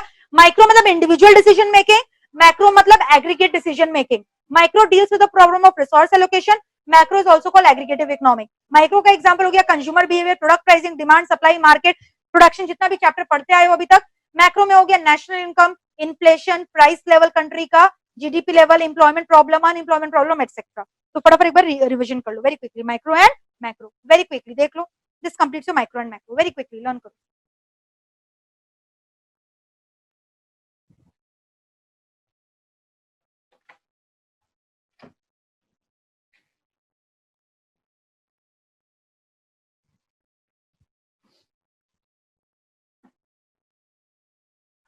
हो गया लर्न, ठीक है। अब नेक्स्ट हम लोग को करना है इकोनॉमिक्स क्या है। चलो मेरे को बताओ, इकोनॉमिक्स साइंस है कि आर्ट है? इकोनॉमिक्स साइंस है कि इकोनॉमिक्स आर्ट है? एक्चुअली बोथ है economics. Economics is a mixture of science and art. It's not a pure science, it's not a pure art, it's a social science. Very carefully ध्यान से सुनो मेरा बात। Economics कौन सा साइंस है? Social science. क्यों? क्योंकि economics studies complex human behaviour, human behaviour के बारे में पढ़ा जाता है यहाँ पे। तो इकोनॉमिक्स कौन सा साइंस है? Social science. तो इकोनॉमिक्स ना तो साइंस है ना तो आर्ट है, but mixture of science and art है। तो इकोनॉमिक्स को साइंस क्यों बोला गया है? क्योंकि साइंस का बहुत सारा फीचर्स को फुलफिल करता है। जैसे साइंस पूरा एक तो बुक होता है, मोटा सा बॉडी ऑफ नॉलेज होता है, वैसे economics is also a body of knowledge establishing cause and effect relationship. आप जब भी साइंस का लैबोरेटरी में जाते थे, फिजिक्स का लैबोरेटरी में, वहां पे क्या करते थे? मेजरमेंट करते थे। वैसे आप यहाँ पे भी करते हो। तो economics also deals with measurement. आप फोरकास्टिंग करते थे, केमिस्ट्री लैबोरेटरी में जाते थे, blue litmus to red, red to blue, acid है, बेस है, एटसेट्रा एटसेट्रा। वैसे यहाँ पे आपको फोरकास्टिंग करना पड़ता है। केमिस्ट्री में कभी भी आप परफॉर्म किए होगे अगर रिएक्शंस को, तो वहां लैबोरेटरी में एपरेटस और मेथड्स होते हैं अलग अलग। तो वैसे इसके भी खुद के मेथड्स और एपरेटस होते हैं। तो इकोनॉमिक्स को क्यों साइंस बोला गया? Because it is a systemised body of knowledge establishing cause and effect relationship, capable of measurement, capable of forecasting, it has got its own methods and apparatus. Check करो मैंने क्या पढ़ा, इकोनॉमिक साइंस है, क्यों बोला गया है, क्या प्योर साइंस है? नो, कौन सा साइंस है? सोशल साइंस, ठीक है, तो प्योर साइंस नहीं है इकोनॉमिक्स, कौन सा साइंस है? सोशल साइंस, ठीक है। क्यों बोला गया सोशल साइंस? फटाफट देखो, सिस्टमेटाइज बॉडी ऑफ नॉलेज है, मेजरमेंट कर सकता है, इसका खुद का मेथड्स और एपरेटस है, फोरकास्टिंग का भी एबिलिटी है। लर्न हो गया होगा यहां तक। इकोनॉमिक्स आर्ट भी है क्या? हाँ, आर्ट बोला गया। आर्ट वर्ड का मतलब क्या? ड्राइंग नहीं, आर्ट वर्ड का मतलब क्या हुआ? Application of your knowledge into practice. जैसे अभी आप थ्योरेटिकल नॉलेज एक्वायर कर रहे हो एकेडमिक्स में, जब आप जॉब करने जाओगे, आर्टिकलशिप करने जाओगे, आप अपना नॉलेज को प्रैक्टिस में पुट करोगे, एग्जीक्यूट करोगे रियल लाइफ में। तो जितने सुंदरता से आप अपने अंदर के नॉलेज को एक्चुअल में एग्जिबिट करते हो, उसको हम लोग आर्ट बोलते हैं। So art is application of theoretical knowledge into practice. तो इकोनॉमिक्स लोग भी वही करते हैं, जो नॉलेज गैदर करते हैं उसको रियल लाइफ सिचुएशन में पुट कर अप्लाई करते हैं, तो इसलिए इसको आर्ट भी बोला गया है। तो आर्ट है, किसने बोला? जेएम कीन्स ने बोला। किसने बोला? JM Keynes. क्या बोला? आर्ट मतलब क्या हो गया?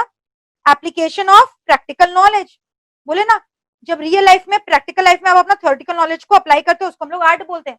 तो इकोनॉमिक्स दोनों है, it is a mixture of science and art. तो वहां पे आप लिख सकते हो बगल में, economics is a mixture of science and art. Economics is a mixture of science and art. Bracket में, it is not a pure science. इसको हम लोग प्योर साइंस नहीं बोल सकते, it is not a pure science, बल्कि ये कौन सा साइंस है? सोशल साइंस है, ठीक है। तो फटाफट इसको कंप्लीट कर लो। नेचर ऑफ इकोनॉमिक्स में साइंस है कि आर्ट है? बोथ। प्योर साइंस है? नहीं। सोशल साइंस है? हाँ। सोशल साइंस क्यों है? क्यों है social science? Because it deals with complex human behaviour. तो वहां ये भी लिख सकते हो, सोशल साइंस क्यों है?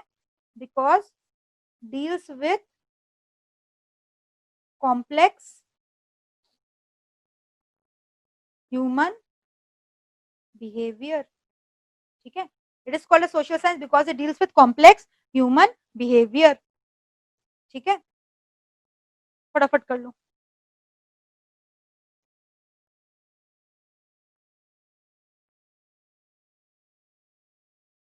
I hope you have written all this stuff, ठीक है। आगे बढ़े, नेक्स्ट देखो क्या बोला है, third feature based on micro. तो ये हम लोग को तो ऑलरेडी पता है कि इसका दो ब्रांच होता है, माइक्रो और मैक्रो। तो थर्ड और फोर्थ पॉइंट वही रिपीट किया है, based on micro incorporates elements of macro. Read कर लेना एक बार। फिर नेक्स्ट देखो क्या वर्ड है, most important, it is pragmatic in approach. किस ब्रांच को प्रैग्मेटिक बोला? प्रैग्मेटिक वर्ड का मतलब पता है क्या होता है? खाली थ्योरी में एग्जिस्ट करता है, रियल लाइफ सिचुएशन में एग्जिस्ट नहीं कर सकता। जैसे हम लोग याद है माइक्रो में परफेक्ट कंपटीशन बोल के एक मार्केट पढ़े थे, क्या वो रियल वर्ल्ड में एग्जिस्ट करता था? नहीं करता था, वो खाली थ्योरी में एग्जिस्ट करता है। तो जो चीजें खाली थ्योरी में एग्जिस्ट करते हैं बट रियल लाइफ सिचुएशन में नहीं होते, उसको हम लोग प्रैग्मेटिक वर्ड बोलते हैं। तो माइक्रो इकोनॉमिक्स का most of the concept are pragmatic, when they are tested to real life situation they won't hold good, ठीक है। तो माइक्रो इकोनॉमिक्स जो है एब्स्ट्रैक्ट और थ्योरेटिकल है, समझ में आया? क्योंकि वो बहुत सारा अनरियलिस्टिक असम्पशंस को कंसिडर करता है, that is not true in real life situation.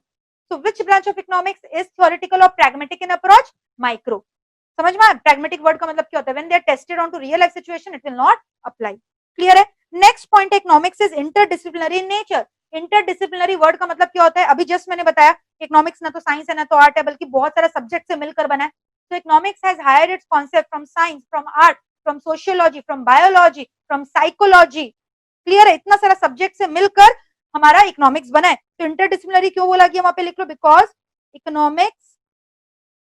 Economics has hired its concept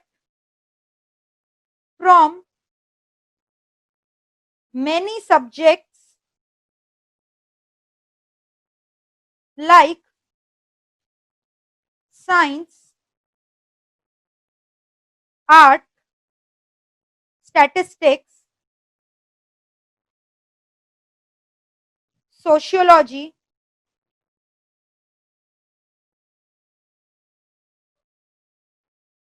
psychology,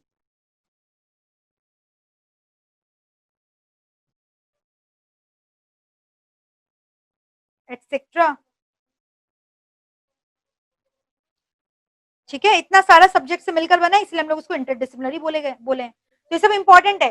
लेकिन आज की which branch is pragmatic? Micro. What is pragmatic? Real life situation में नहीं होता, अनरियलिस्टिक असम्पशंस है, ठीक है। इंटरडिसिप्लिनरी क्यों बोला गया है? क्योंकि बहुत सारे सब्जेक्ट से मिलकर बना है। क्लियर है? लर्न कर लो फटाफट। So this completes your nature of economics. So have a look at all these 7 points very quickly. Point number 5 not so great, पता है हम लोग मार्केट्स के बारे में पढ़े हैं ऑलरेडी डिटेल में, तो वही चीज। तो आप एक बार फटाफट ये सारा पॉइंट्स को रिवाइज कर लो वेरी क्विकली।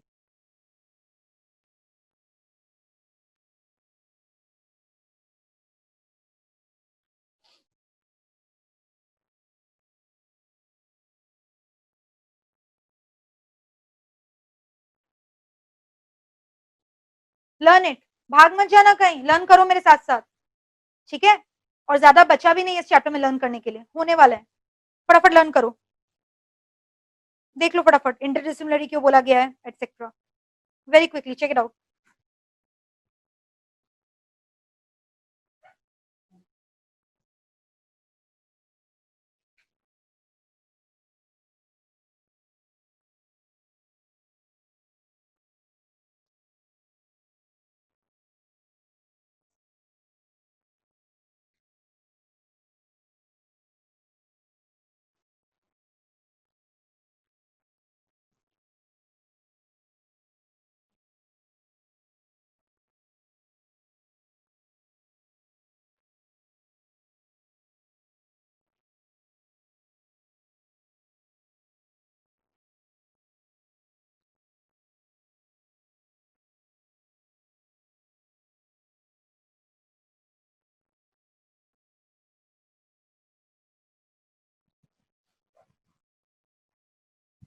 हो गया यहाँ तक अच्छे से, ठीक है?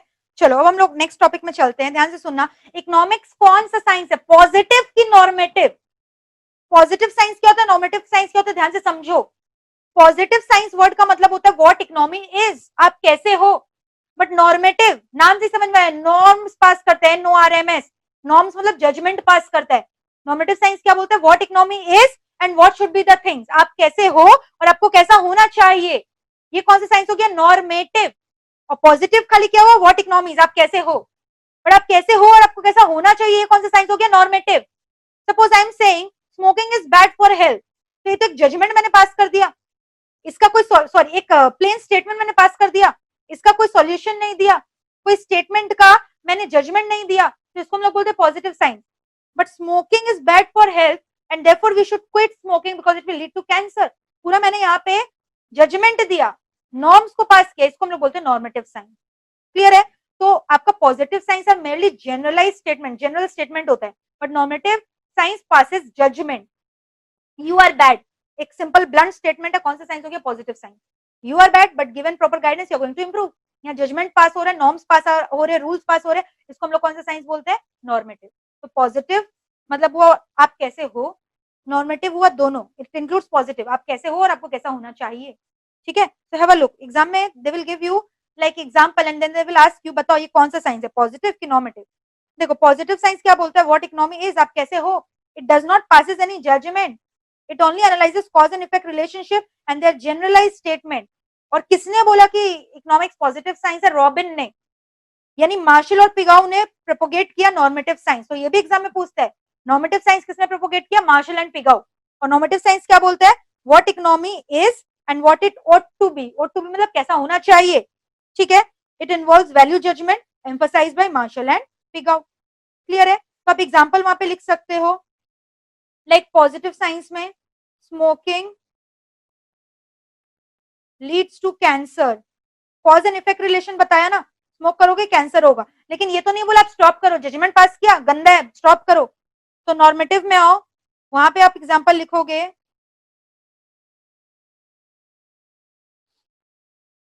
पहले उसमें पॉजिटिव वर्ड तो लिखोगे ही ना, पॉजिटिव साइंस तो होगा ही, स्मोकिंग लीड्स टू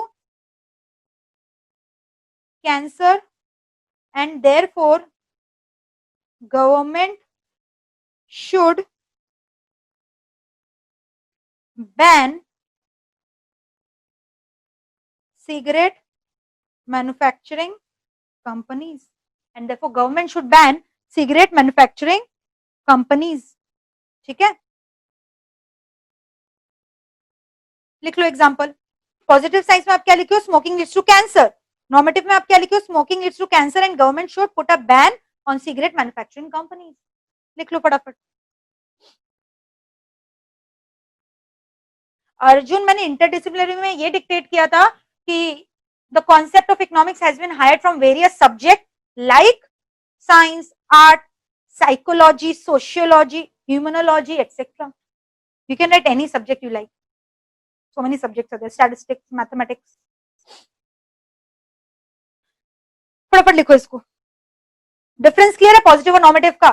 और एक इंपॉर्टेंट चीज, पॉजिटिव साइंस रॉबिन ने प्रोपोगेट किया, जबकि डेफिनेशन में Robbins was superior than Marshall and Pigou. Robbins 5th number था, बाद में आया था, क्रिटिसाइजिंग पिगो एंड मार्शल. ठीक है. नॉर्मेटिव साइंस को किसने प्रोपोगेट किया? Marshall and Pigou. जैसे एग्जाम में क्वेश्चन आया, चार्ट को मैं ऑप्शन बता रही हूँ, कौन सा इसमें से नॉर्मेटिव साइंस है? A farmer said to another farmer that this year crop yield are very poor. Option B, a farmer said to another farmer that this year harvest is going to be poor. Number C, a farmer said to another farmer that this year rainfall is also going to be very poor. Number D, a farmer said to another farmer, we should not worry for the following crops because government ought to guarantee for it. तो किसमें आपको solution दिखाई दिया? पहला 3 case में खाली एक farmer दूसरा फार्मर से अपना दुखड़ा को रो रहा है, बट जजमेंट सोल्यूशन किसमें आपको दिखाई दिया? ऑप्शन नंबर 4 में. तो कहने से normative science is option number D. तो इस तरह से क्वेश्चंस आएंगे एग्जाम में, जहां खाली कॉज इफेक्ट रिलेशन है, कोई जजमेंट नहीं है, सोल्यूशन नहीं है, वो आपका पॉजिटिव साइंस है. बट जैसे देखोगे जजमेंट आ रहा है, सोल्यूशन आ रहा है, नॉर्म्स आ रहे हैं, रूल्स आ रहे हैं, वो कौन सा साइंस हो गया? नॉर्मेटिव. नॉर्मेटिव वर्ड का मतलब क्या हो गया? नॉर्म्स. नॉर्म मतलब क्या होता है? जजमेंट. ठीक है, रूल्स रेगुलेशन.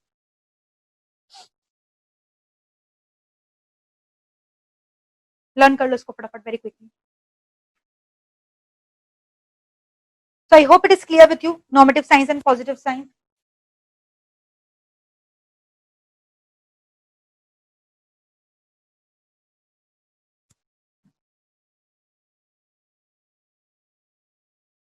चलो आगे चलते हैं. स्कोप ऑफ बिजनेस इकोनॉमिक्स, इसके ऊपर जस्ट लिख लो रीडिंग.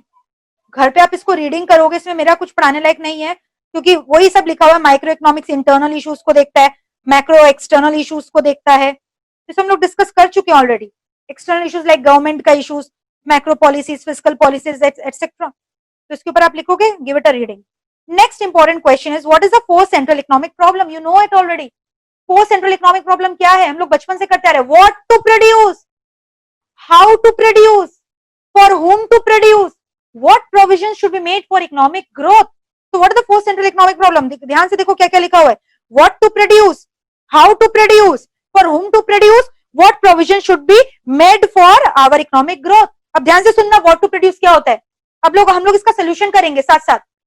क्या बनाए खाने में? नहीं, ये नहीं पूछ रहा है. कंट्री के लिए पूछ रहा है किस टाइप का गुड्स बनाए, लग्जरी गुड्स बनाए कि नेसेसिटी गुड्स बनाए. अरे देख लो ना भैया, आपके कंट्री में कौन सा इकोनॉमी है. अगर आप बहुत ही रईसवादी कंट्री हो, आप कैपिटलिस्टिक इकोनॉमी हो, तो आप लग्जरी गुड्स बनाओ. बट अगर आप सोशलिस्टिक इकोनॉमी हो, जहां गरीबों का वास है, वहां पे आप नेसेसिटी गुड्स बनाओ. तो प्रॉब्लम सॉल्व हो गया. और इंडिया तो मिक्स्ड है, आप दोनों बनाओ यहाँ पे. ठीक है. सो व्हाट टू प्रोड्यूस में आप लिखोगे, अगर आपका इकोनॉमी कैपिटलिस्टिक है, कैपिटलिस्टिक इकोनॉमी, तब आप क्या बनाओगे? Luxury goods. Problem solve. But अगर आपका इकोनॉमी सोशलिस्टिक है, तब आप क्या बनाओगे बताओ? Basic necessity goods. लिख लो वहां पे. तो व्हाट टू प्रोड्यूस का प्रॉब्लम सॉल्व हुआ. What to produce. Thank you Keshav, ma'am गजब पढ़ा रहे हैं. ये तो थ्योरेटिकल है, आपको लर्न करना है मेरे साथ साथ, और कुछ नहीं. कॉन्सेप्ट कुछ भी नहीं है ऐसा as such. What to produce, capitalistic economy dash luxury goods, socialistic economy dash basic necessity goods. Learn हुआ यहां तक. नेक्स्ट, हाउ टू प्रोड्यूस, कैसे बनाए.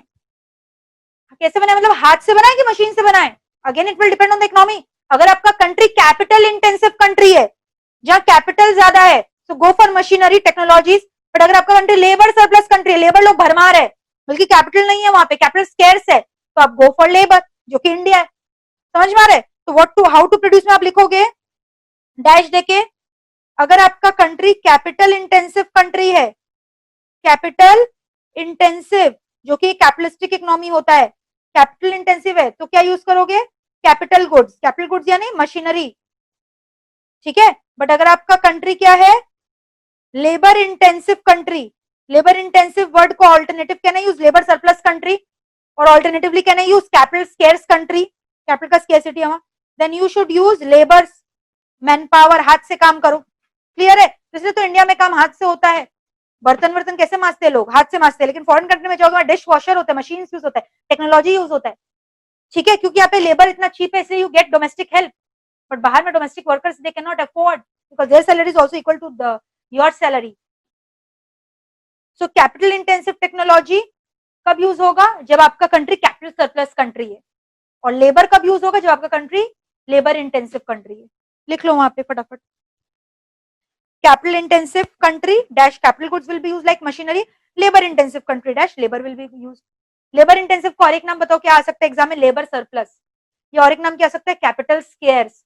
डिफरेंस समझ रहे हो, कैपिटल स्केयर्स मतलब कैपिटल कम यानी लेबर ज्यादा, ठीक है। लिख लो फटाफट, how to produce, write it down, I am waiting for you. दोनों पॉइंट लिख लो हाउ टू प्रोड्यूस के पास, capital intensive country dash capital goods, labour intensive country dash labour will be used, manpower. Capital goods oblique machinery भी लिख सकते हो, क्योंकि कैपिटल गुड्स मतलब मशीनरीज हुआ, ठीक है। नेक्स्ट पॉइंट हम लोग का क्या, फॉर होम टू प्रोड्यूस, किसके लिए बनाए, गरीबों के लिए कि रिच के लिए, अगेन डिपेंड, इकोनॉमिक्स पे डिपेंड करेगा। तो आप इसका आंसर समझ ही गए हो, अगर आपका कंट्री कैपिटलिस्टिक इकोनॉमी है तब तो रिच पीपल के लिए बनाओगे, क्योंकि most of them are rich. But अगर आपका कंट्री कैसा है, सोशलिस्टिक कंट्री है, सोशलिस्टिक इकोनॉमी रूल करता है, तब वहां क्या बनाओगे, पुअर पीपल के लिए। तो लिख लो किसके लिए बनाना है, रिच की poor, depends on the economy. अगर कैपिटलिस्टिक इकोनॉमी है go for the rich, socialistic है गो फॉर द पुअर। फटाफट लिख लो इसको वेरी क्विकली, कैपिटलिस्टिक इकोनॉमी है तो रिच पीपल, सोशलिस्टिक इकोनॉमी है तो poor people. Capitalistic economy dash rich, socialistic economy dash poor, right it down. तो फॉर होम टू प्रोड्यूस का भी आपका प्रोविजन क्लियर हो गया होगा, very quickly write it down. Next problem क्या है, what provision should be made for economic growth, future के लिए क्या करें, फ्यूचर के लिए आप फॉलो करो सस्टेनेबल डेवलपमेंट का कॉन्सेप्ट को, which says what, you should use our resources in such a manner that it not only satisfies your need but also does not endanger the need of the future generation। Resources को wisely use करो, आपका इच्छा का तो तृप्ति हो, आपके आने वाले जनरेशन का भी इच्छाएं खत्म नहीं हो जाए, तभी तो बोला जाता है यूज योर रिसोर्सेज कॉशियसली। पानी को बचत करो, बोलते हैं ना पानी का बचत करो, रिसाइकिल करो, ताकि आपका आने वाला जनरेशन को मुसीबत नहीं हो ये सब चीजों को लेकर। So follow the concept of sustainable development, which is also given by which author, which economist we have discussed। Growth के बारे में किसने बोला था, टेल मी फास्ट, हम लोग डिस्कस करते हैं डेफिनेशन, ग्रोथ का डेफिनेशन किसने दिया था, सस्टेनेबल डेवलपमेंट का कॉन्सेप्ट, रिसोर्सेज को यूज करो अच्छे से, पॉल ए सैमुएल्सन ने, वेरी गुड आयुष, ठीक है, पॉल ए सैमुएल्सन ने। तो यहाँ पे लिख लो what provisions are to be made for economic growth में, follow the concept of sustainable development, लिख लो फटाफट, follow the concept of sustainable development, ठीक है, लिख लो फटाफट, follow the concept of sustainable development. तो चैप्टर पॉइंट हो गया हमारा, follow the concept of sustainable development, what to produce, how to produce, for whom to produce, what provisions should be made for economic growth. तो for economic growth follow the concept of sustainable development, learn कर लो फटाफट very quickly, learn the 4 central economic problems very quickly। ठीक है, institute के mat में सारे topics rapid manner में दिए हुए हैं, मैंने इसको बहुत अच्छे से कलेक्ट करके एक जगह में 3-4 पेज में समराइज करके दिया है, that will cover every corner of your chapter. Thank you Soham for making, thank you ma'am for making the chapter so easy to learn.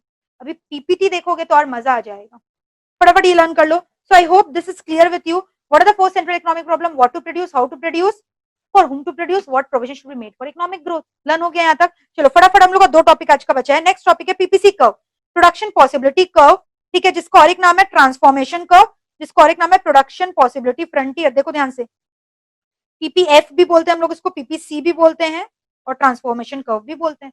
ये क्या चीज के बारे में डिस्कस करते हैं, ध्यान से सुनना, it talks about 2 goods which your country can produce using the given amount of resources and technology। ये 2 गुड्स का बात करें जो कि आपका कंट्री बना सकता है गिवन रिसोर्सेज और टेक्नोलॉजी को यूज करके। तो जैसे मैंने इस डायग्राम में 2 गुड्स का बात किया, व्हीट और cloth, look at the PPC curve, how does it looks, is it convex की कॉनकेव, कॉनकेव कॉन्वेक्स तो इंडिफरेंस कर्व पढ़े थे, तो ये शेप आपको कैसा दिखाई दे रहा है, कॉनकेव, तो इसका शेप कैसा है, ये कॉनकेव है, ठीक है, कॉनकेव टू द ओरिजिन। तो अब यहाँ पे हम लोग व्हीट और क्लोथ 2 चीज प्रोड्यूस करें हमारा country given amount of resources और टेक्नोलॉजी को यूज करके। So any point on the PPC curve, ध्यान से सुनना, ये पीपीसी कर्व है, ये जो शेप बन रहा है concave, P B C D सब पीपीसी कर्व के ऊपर है, so any point on the PPC curve क्या इंडिकेट करता है? full utilization of the resources. any point on the PPC curve क्या इंडिकेट करता है? full utilization of the resources, optimum utilization of the resources. यानी आप अपना कंट्री को फुल्ली यूटिलाइज किए हो, ठीक है, आप अपना कंट्री को फुल्ली अच्छे से यूटिलाइज किया और गुड्स का प्रोडक्शन किया, यानी एग्जाम में पूछेगा any point on the PPC curve क्या इंडिकेट करता है? Full utilisation of resources. Point R देख रहे हो, आर पॉइंट, आपको नहीं लगता ये point inside the PPC curve है? यानी आप अपना कंट्री का रिसोर्सेज को फुल्ली यूटिलाइज नहीं कर रहे हो, वेस्ट कर दे रहे हो रिसोर्सेज को. आपके पास रिसोर्सेज है बट आप उसको एक्सप्लॉइट नहीं कर रहे हो, रिसोर्सेज यहां तक है, प्रोडक्शन यहां तक कर रहे हो. So don't you think point R is indicating under utilization of resources? Point R क्या इंडिकेट करे? under utilization of resources. Point B on the PPC curve क्या इंडिकेट करे? full utilization of resources. Can you achieve point S that is beyond the PPC curve? Can you achieve point S that is beyond the PPC curve? No, you cannot achieve point S. Cannot achieve point S. Why? Because point S is lying beyond the PPC curve. आप ऐसे थोड़ी resources से ज्यादा goods का production कर दो, आपका resources जितना प्रोडक्शन ज्यादा करो, नॉट पॉसिबल ना. You can not produce beyond your resources, right? You can not produce beyond your resources. So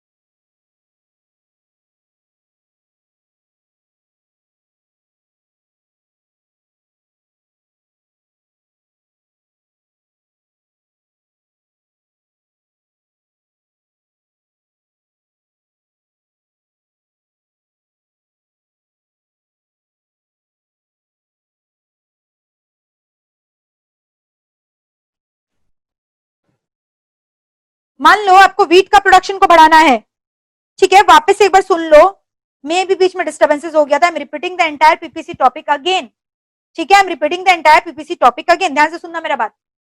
technical disturbances के कारण थोड़ा एरर हो गया था, just for 2 minutes my voice was not audible. ध्यान से सुनो मेरा बात. पीपीसी कर्व का शेप एकदम स्टार्टिंग से हम पढ़ा रहे, don't get nervous. PPC curve का शेप क्या है? It is concave to the origin, that's it.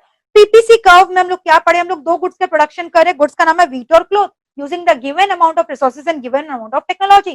Country का गिवन रिसोर्सेज और टेक्नोलॉजी यूज करके हम लोग व्हीट और क्लॉथ का प्रोडक्शन कर रहे हैं, ठीक है. तो any point on the PPC curve क्या इंडिकेट करता है? पी बी सी डी, कि आप अपने कंट्री का फुल रिसोर्सेज को अच्छे से यूटिलाइज करो, फुल यूटिलाइजेशन ऑफ रिसोर्सेज, कोई भी रिसोर्सेज का वेस्टेज नहीं कर रहे हो. Any point inside the PPC curve क्या इंडिकेट करते हैं? That is your point R. आपके पास रिसोर्सेज है बट आप प्रोडक्शन ज्यादा नहीं कर रहे हो, यानी आर क्या इंडिकेट करे? Under utilisation of resources. और एस कहां पे लाई कर रहा है? पीपीसी कर्व के बियॉन्ड, यानी it is unattainable. Why? Because you can not produce beyond your resources. आपका कंट्री का जितना रिसोर्सेज नहीं है उससे ज्यादा का तो आप प्रोडक्शन नहीं कर सकते हो. तो कहने से point S is unattainable because you can not produce beyond your, means beyond the resources you are possessing. So let us discuss once again. Point B क्या इंडिकेट करता है? फटाफट बताओ. Point B, any point on the PPC curve indicates full utilisation of resources. Check करो, मैंने यहाँ लिखा है पी हो चाहे बी हो चाहे सी डी पी, सब क्या क्या इंडिकेट करे? Full utilisation of resources. R unattainable, sorry, R is your underutilization, S is your unattainable. Why unattainable? Because you cannot produce beyond your resources. आपके कंट्री के पास जो रिसोर्सेज और टेक्नोलॉजी है आप उसको यूज करके वीट और क्लॉथ बना रहे हो। अब ध्यान से मेरा बात सुनना, मैं क्या बोल रही हूँ। अगर आपको क्लॉथ का प्रोडक्शन को बढ़ाना है, अगर आपको क्लॉथ का प्रोडक्शन को बढ़ाना है, I hope my voice is Audible this time, अगर आपको क्लॉथ का प्रोडक्शन को बढ़ाना है तो आपको नहीं लगता आपको वीट का प्रोडक्शन को गिराना पड़ेगा, क्योंकि आपके पास जो रिसोर्सेज है वो लिमिटेड है। क्लॉथ को बढ़ाओगे तो वीट का जो रिसोर्सेज है वो क्लॉथ में इंस्टॉल करना पड़ेगा, और अगर आपको वीट को बढ़ाना है तो आपको क्लॉथ को कम करना पड़ेगा क्योंकि रिसोर्सेज लिमिटेड है। तो can I say there exist an inverse relationship between production of wheat and cloth and therefore the curve is downward sloping. Clear है? Downward sloping and concave. Concave क्यों है, ध्यान से सुनना, क्योंकि जितना ज्यादा आप क्लॉथ को प्रोड्यूस करोगे उतना ज्यादा आपको वीट को जो है सैक्रिफाइस करते जाना पड़ेगा। यानी as you go down opportunity cost rises. उसमें हम लोग पढ़े थे law of diminishing MRS, as you go down MRS fall, but यहाँ पे अपॉर्चुनिटी कॉस्ट बोलते हैं। जैसे से नीचे जाओगे आपका अपॉर्चुनिटी कॉस्ट राइज करेगा, इसी वजह से कॉनकेव है। तो कॉनकेव किस लिए है? Because of rising opportunity cost, because of the concept of rising opportunity cost. और अपॉर्चुनिटी कॉस्ट मतलब क्या हो गया? What is the opportunity cost of producing cloth more, that means you are sacrificing some units of wheat. Clear है? यानी इसका formula क्या हो गया अपॉर्चुनिटी कॉस्ट का? वही delta Y by delta X, change in Y by change in X, ठीक है, change in wheat by change in cloth. Clear है यहां तक?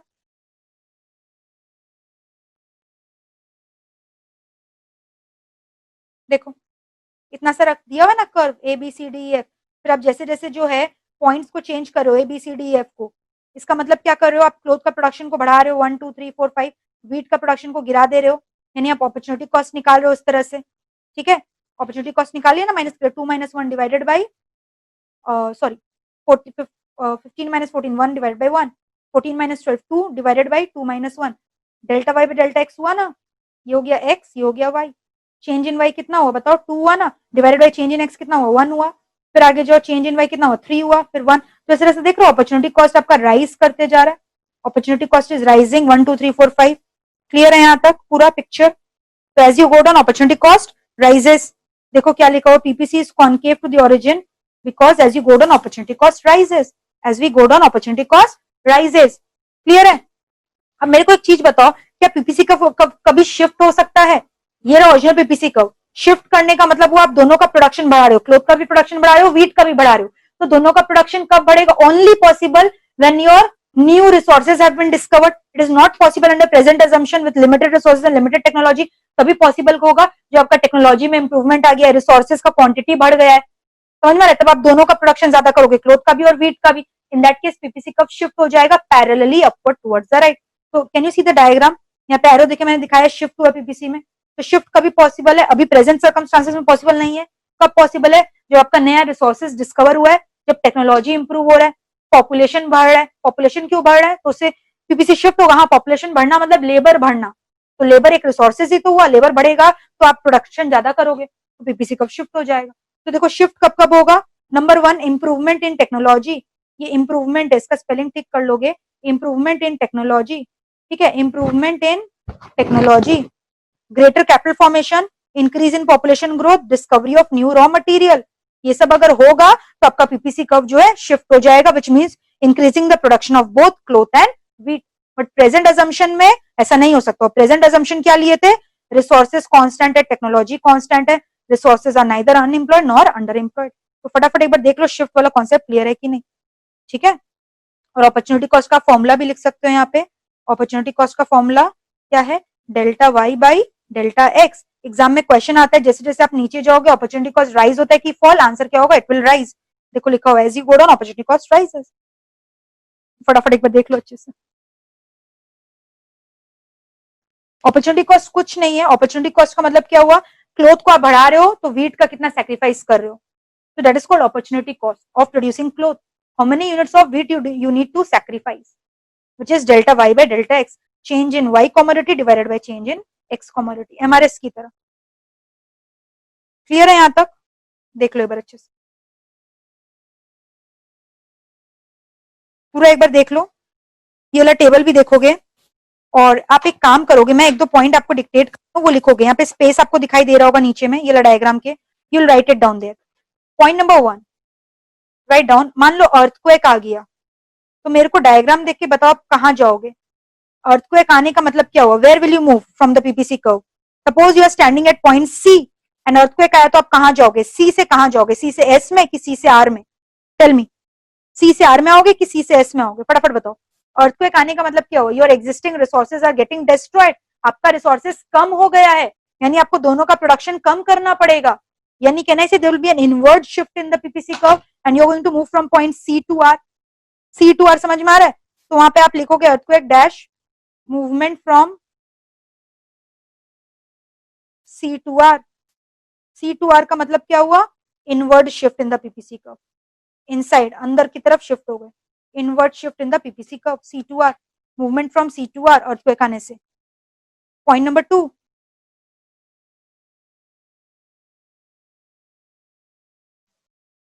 मान लो मैं बोल रही हूँ क्लोथ का प्रोडक्शन बढ़ाना है, वीट को कम करना है, तो कहने से movement from C to D, तो सी टू डी या डी टू सी एक ही पीपीसी कर्व में आप ऊपर नीचे कर रहे हो, यानी इसका मतलब आप एक को ज्यादा कर रहे हो दूसरा को कम कर रहे हो, तो उसको हम लोग कॉन्सेप्ट ऑफ ट्रेड ऑफ बोलते हैं या सेट ऑफ बोलते हैं। तो लिखो नेक्स्ट पॉइंट, ट्रेड ऑफ कौन सा पॉइंट इंडिकेट कर रहा है, ट्रेड ऑफ बोल लो या उसको सेट ऑफ बोल लो, any point on the PPC curve movement, कोई भी point, P to B, B to C to D, D to C, कुछ भी लिख लो, तो हम एक एग्जाम्पल लिख दे रहे हैं सी टू डी, यानी movement on the PPC curve itself, एक ही पीपीसी कर्व में आप ऊपर नीचे कूद रहे हो, movement on the PPC curve itself, कोई भी पॉइंट, तो उसको हम लोग क्या क्या बोलते हैं, concept of trade off. Clear है, फिर उसके बाद सुनना मेरा ध्यान से बात, many labours are unemployed, unemployed labours are there, मतलब they are not working, unemployed labours, इसका मतलब क्या हुआ, they are not working, unemployed labours, which point it is indicating, unemployed labour मतलब लेबर है बट लोग काम नहीं करना चाह रहे, कौन सा पॉइंट, अभी लिखो मत, सब बाद में लिखना, पहले आंसर दो, ये वाला पॉइंट देखो सारा बोलो, अनएम्प्लॉयड लेबर, लेबर लोग है बट काम नहीं करे, तो कौन सा पॉइंट हुआ, तो मुझे नहीं लगता अगर लेबर है और लोग काम नहीं करे यानी that means under utilisation of resources, और अंडर यूटिलाइजेशन ऑफ रिसोर्सेज का मतलब हुआ पॉइंट आर, अंडर यूटिलाइजेशन मतलब पॉइंट आर हुआ, ठीक है, तो अनएम्प्लॉयड लेबर कौन सा पॉइंट इंडिकेट कर रहा है, पॉइंट आर, पॉइंट आर मतलब क्यों हुआ, अनएम्प्लॉयड लेबर का मतलब क्या हो गया, अंडर यूटिलाइजेशन ऑफ रिसोर्सेज, क्या इंडिकेट कर रहे हैं, अंडर यूटिलाइजेशन ऑफ रिसोर्सेज, ये क्या इंडिकेट कर रहा है, अंडर यूटिलाइजेशन ऑफ रिसोर्सेज, ठीक है। Next, unemployed workers after being trained have started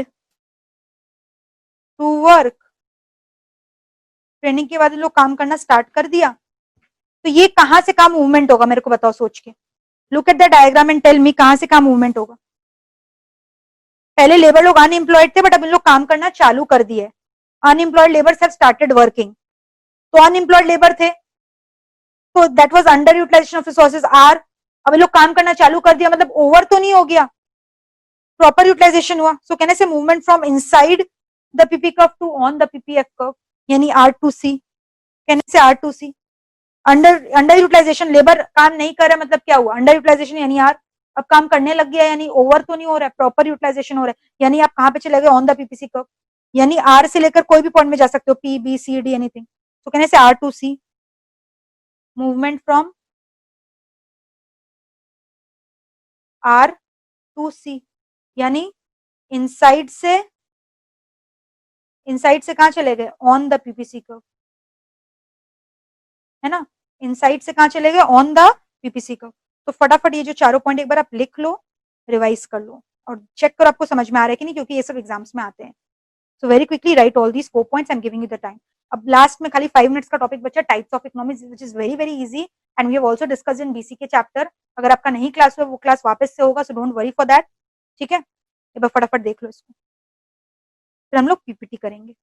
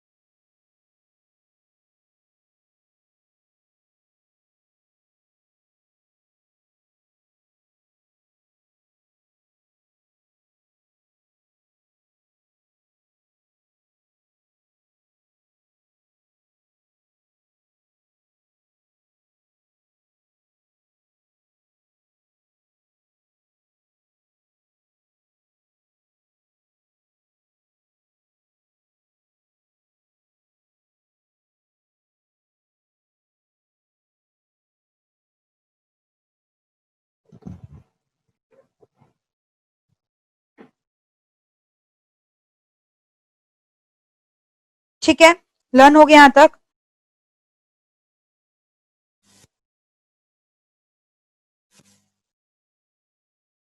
मेरा और एक बैच था बीसीके का, उसमें हुआ है, तो उसमें हो सकता है कुछ स्टूडेंट किए कुछ स्टूडेंट नहीं किए। Why to worry about the BCK classes? आप लोग का वापस स्टार्टिंग लेवल से होगा, जिन लोग का नहीं हुआ है। So don't keep on asking me कब होगा कब होगा, जब होगा आपको बता दिया जाएगा, स्टार्टिंग से होगा, तो चिंता का क्या बात है। इकोनॉमिक्स का भी नया बैच चालू होगा, ठीक है, क्लियर है? The motive behind this PPC curve was Rahul to just ensure कि हमारी इकोनॉमी में किस टाइप का प्रोडक्शन हो रहा है। रियल लाइफ में क्या दो गुड्स का प्रोडक्शन होता है? नहीं होता। बस समझाने के लिए कि हम लोग का रिसोर्सेस कांस्टेंट है, स्केर्स है, वाइजली यूज करना चाहिए, इस तरह से, दैट्स इट। इकोनॉमिक ग्रोथ का कॉन्सेप्ट समझाने के लिए, ठीक है। So I hope we are through with this. फटाफट मेरे को बताओ पीपीसी कब शिफ्ट कब होगा, फटाफट बताओ। व्हेन विल द पीपीसी कब शिफ्ट? जब इंप्रूवमेंट हो रहा है टेक्नोलॉजी में, जब नया रिसोर्सेज डिस्कवर हुआ है, या population of the country growth, या कैपिटल फॉर्मेशन हो रहा है। अपॉर्चुनिटी कॉस्ट का formula delta Y by delta X, ठीक है। याद है हम लोग पढ़े थे इंडिफरेंस कर्व अगर स्ट्रेट लाइन होता तो एमआरएस कांस्टेंट होता, तो वैसे ही पीपीसी कर्व का एक्चुअल शेप तो कॉनकेव है, बट एग्जाम में अगर पूछा if PPC curve is a straight line then opportunity cost will remain constant. तो लिख लो एक लाइन और वहां पे ऊपर में, जहां आपको स्पेस दिखाई दे रहा है। If PPC curve is a straight line, then if PPC curve is a straight line, then opportunity cost will remain constant. Opportunity cost will remain constant. फटाफट कर लो। पॉइंट नंबर 4 में मैंने क्या समझाया कि वहां पे क्या है, रिसोर्सेज अंडर एम्प्लॉयड थे, लेबर लोग काम नहीं कर रहे हैं, यानी अंडर एम्प्लॉयड है। अब उन लोग काम करने लग गए हैं, यानी प्रॉपर यूटिलाइजेशन हो रहा है। तो अंडर एम्प्लॉयड का पॉइंट कौन सा होता है? Inside the PPC curve. अब प्रॉपर यूटिलाइजेशन करे तो कहां गया? ऑन द पीपीसी कर्व, तो इनसाइड से ऑन आ गया ना, ठीक है टोनी। देखो मैंने क्या बोल रहा था, मैंने क्या बोला था, unemployed workers after being trained have started to work. तो अनएम्प्लॉयड वर्कर्स पहले तो बताओ कौन सा पॉइंट हुआ? आर पॉइंट हुआ, यानी अंडर यूटिलाइजेशन हो रहा है। अब उन लोग अगर काम करने लग गया तो ओवर यूटिलाइजेशन तो नहीं हो रहा है, नया रिसोर्सेज तो डिस्कवर नहीं हुआ, अंडर यूटिलाइज आर वर्किंग, मतलब प्रॉपर यूटिलाइजेशन हो रहा है। So from inside you are going to move to any point on the PPC curve, ठीक है टोनी। चलो that's it, PPC curve is over. Next topic हम लोग करने वाले डिफरेंट टाइप्स ऑफ इकोनॉमी। अभी जस्ट मैंने बताया था 3 टाइप का इकोनॉमी होता है, capitalistic economy, socialistic economy, mixed economy. So what are the 3 types of economies? Capitalistic economy, mixed economy, socialistic economy. ध्यान से सुनना, कैपिटलिस्टिक इकोनॉमी क्या होता है? Free market economy. US UK are the example, जहां गवर्नमेंट का इंटरफेरेंस बहुत ही कम होता है, वहां कंज्यूमर फ्री रहते हैं खरीदने के लिए जो खरीदना है, सेलर्स फ्री रहते हैं, जो बेचना है बेचो उन लोग। प्राइस मैकेनिज्म ऑपरेट करता है, you understand what is price mechanism? Demand curve and supply curve fully operate to determine the market price. So freedom of customer, freedom of seller, market forces are freely operating, no government interference, everyone is free to decide what they want to do, right to own private property, खुद का property आप own कर सकते हो, government के नाम पे own करने का दरकार नहीं है। तो वहां पे खुद सोच के बताओ, जब सारा डिसीजन खुद से ले रहे हो तो वहां इक्वालिटी कभी भी होगा डिस्ट्रीब्यूशन ऑफ इनकम वेल्थ में? नहीं, इनइक्वालिटी होगा। और वहां सबको एक के दिमाग में सोशल मोटिव रहेगा कि प्रॉफिट मोटिव, प्रॉफिट मोटिव। तो ये सारे फीचर्स हो गए कैपिटलिस्टिक इकोनॉमी के। क्या क्या फीचर्स हो गए? Number 1, right to own private property, ठीक है, right to own private property. Number 2, freedom of enterprise. Freedom of enterprise word का मतलब क्या हो? Freedom of seller, seller are free to decide what they want to sell. Consumer sovereignty, इसका मतलब क्या हो गया? फ्रीडम ऑफ बायर, उन लोग फ्री है, उन लोग को जो खरीदना है, जिससे खरीदना है, जो चॉइस करना लोग कर सकते हैं, गवर्नमेंट आके इंटरफेयर नहीं करेगा, प्रॉफिट मोटिव है, कॉम्पिटिशन रहेगा वहां पे, क्योंकि गवर्नमेंट का वहां पे इंटरफेरेंस नहीं है, इनइक्वालिटी रहने वाला है। एग्जाम्पल यूएसए एंड यूके, ठीक है। और आप यहाँ देखोगे एक वर्ड लिखा है laissez fair economy, which is a French term. Laissez fair economy word मतलब होता है फ्रीडम फ्रॉम गवर्नमेंट इंटरवेंशन। लेजिस फेयर इकोनॉमी वर्ड का मतलब क्या होता है? फ्रीडम फ्रॉम गवर्नमेंट इंटरफेरेंस और इंटरवेंशन। वहां लिख लो freedom from government interference, freedom from government interference, free market economy है यहाँ। और एक पॉइंट लिख सकते हो यहाँ, प्राइस मैकेनिज्म ऑपरेट करता है। प्राइस कौन डिसाइड करता है? Market forces. तो आप लिख सकते हो price mechanism operates here, price mechanism operates here, price mechanism operates here. तो हम लोग क्या क्या डिस्कस किए, एकदम इजी है। लेजिस फेयर इकोनॉमी वर्ड का मतलब क्या होता है, फ्रीडम फ्रॉम गवर्नमेंट इंटरफेरेंस, लिख लो वहां पे, फ्रीडम फ्रॉम गवर्नमेंट इंटरफेरेंस, ठीक है। Price mechanism fully operates here. तो कैपिटलिस्टिक इकोनॉमी का फीचर एकदम लर्न हो जाना चाहिए।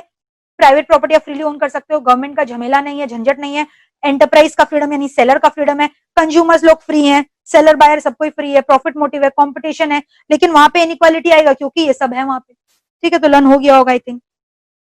US and UK are the example, government का इंटरफेरेंस बिल्कुल भी नहीं है। निर्वाण पॉइंट नंबर सेकंड क्या था, तो लास्ट में एक बार पूछ लो गया, पॉइंट नंबर सेकंड क्या था, क्या था पॉइंट नंबर 2, तो उसी समय क्यों नहीं पूछते हो, why do you wait for the next topics to start. Trade off का मतलब कुछ नहीं है, एक ही पीपीसी कर्व में जब आप ऊपर नीचे शिफ्ट कर मूव करो, जैसे बी से सी, सी से बी, तो प्रॉपर यूटिलाइजेशन तो हो ही रहा रिसोर्सेज का, खाली एक का प्रोडक्शन ज्यादा करे दूसरा का कम करे, तो उसको ट्रेड ऑफ बोलते हैं। जैसे सी टू डी में गए तो क्लोथ बढ़ाए वीट कम किए ना, तो एक को दूसरे के बदले सैक्रिफाइस करो ना, सेट ऑफ कर रहे हो, ट्रेड ऑफ कर रहे हो, दैट्स इट, ठीक है। अपॉर्चुनिटी कॉस्ट क्यों राइज करता है, क्योंकि अभी मैंने क्या बोला, अपॉर्चुनिटी कॉस्ट क्यों राइज करता है, क्योंकि क्लोथ को आप ज्यादा प्रोड्यूस करोगे तो उतना ही आपको वीट को भी ज्यादा कम करना पड़ेगा, इसलिए राइज करता है। यहाँ ऐसा कॉन्सेप्ट नहीं है कि आप एक को बढ़ाते जा रहे हो और दूसरा को कम कम फोरगो करना पड़े, जो कि हम लोग इंडिफरेंस कर्व में पढ़े थे। यहाँ पे डेल्टा वाई पे डेल्टा एक्स का रेशियो राइज करता है, ये थे ना हम लोग एक सम जहाँ पे राइज कर रहा था, अपॉर्चुनिटी कॉस्ट आप निकाल रहे थे, देखो राइज कर रहा अपॉर्चुनिटी कॉस्ट, इसी वजह से वो कॉनकेव है, ठीक है, क्योंकि यहाँ पे जो सैक्रिफाइस रेशियो है वो आपका बढ़ रहा है, ठीक है, गेन बाई सैक्रिफाइस जो आपका बढ़ रहा है रेशियो। चलो नेक्स्ट इकोनॉमी अब हम लोग जो डिस्कस करने वाले हैं, सोशलिस्टिक इकोनॉमी। सोशलिस्टिक इकोनॉमी पूरा कैपिटलिस्टिक का ऑपोजिट है, यहाँ सब कुछ गवर्नमेंट के हाथ में है। तो गवर्नमेंट के हाथ में यानी कहने से सेंट्रल प्लानिंग अथॉरिटी है, government is a planning authority of the entire thing, तो यहाँ बोलते हैं इट इज सेंट्रली कंट्रोल, ठीक है, it is a command economy, इसका नाम और एक क्या है, कमांड इकोनॉमी। कमांड इकोनॉमी क्यों बोलते हैं, क्योंकि it is totally running under the command of the government. यहाँ पे आपका कोई चीज का फ्रीडम नहीं है, no freedom of seller, no freedom of buyer, because everything is decided by the government. Government will decide what to purchase, from whom to purchase, at what price, यानी price mechanism भी यहाँ operate नहीं करता, सब कुछ government decide कर रहा है। यहाँ पे right to own private property भी नहीं होता, कलेक्टिव ओनरशिप, आप खुद के नाम पे प्रॉपर्टी नहीं ओन कर सकते, आपको गवर्नमेंट के संग जॉइंटली ओन करना पड़ेगा। बट इसकी वजह से आपको नहीं लगता है कॉम्पिटिशन नहीं होगा, और इसकी वजह से आपको नहीं लगता है प्रॉफिट मोटिव भी नहीं होगा। कौन सा मोटिव होने वाला है, सर्विस मोटिव। लेकिन और एक चीज, जहां गवर्नमेंट है वहां करप्शन भी होता है, तो कहने से this is also characterised by corruption, red tapism, favouritism, bureaucracy.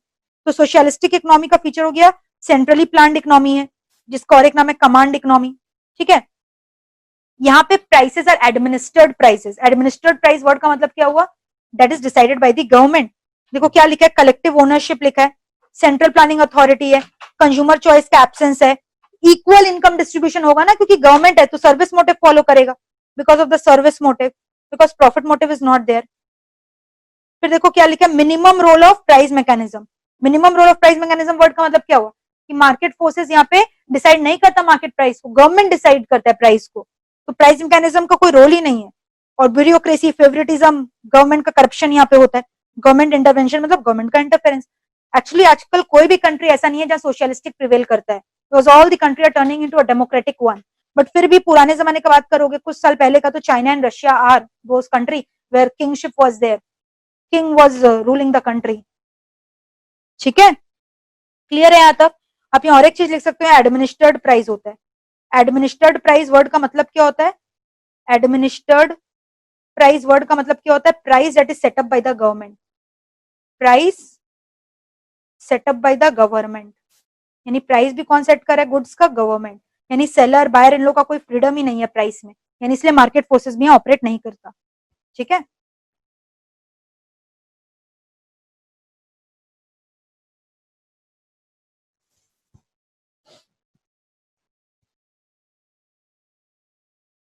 Sweetie, in that case, you can reconnect me. You can exit the meeting and then you can rejoin.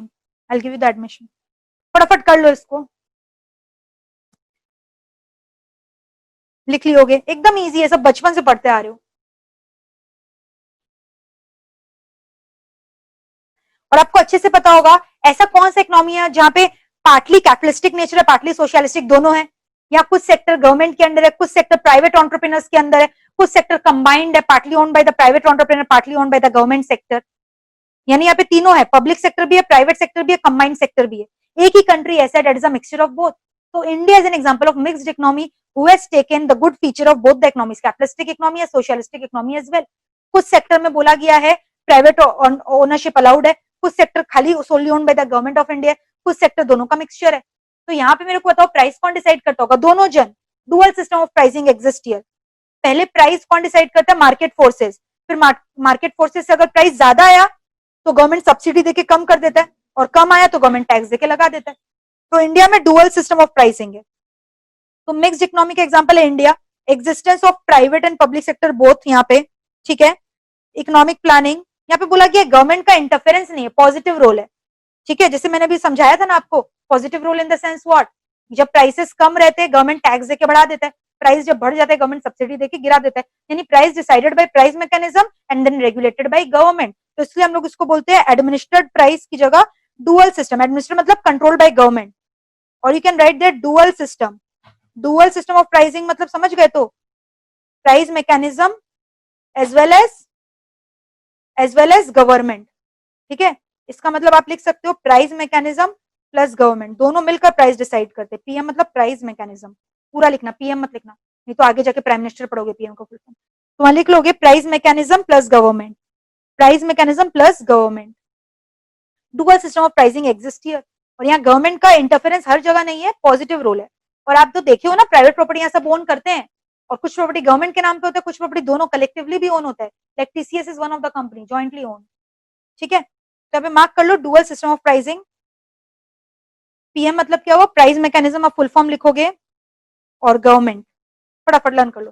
So this is the feature of mixed economy, partly owned by government, partly owned by the private entrepreneur, owned by both.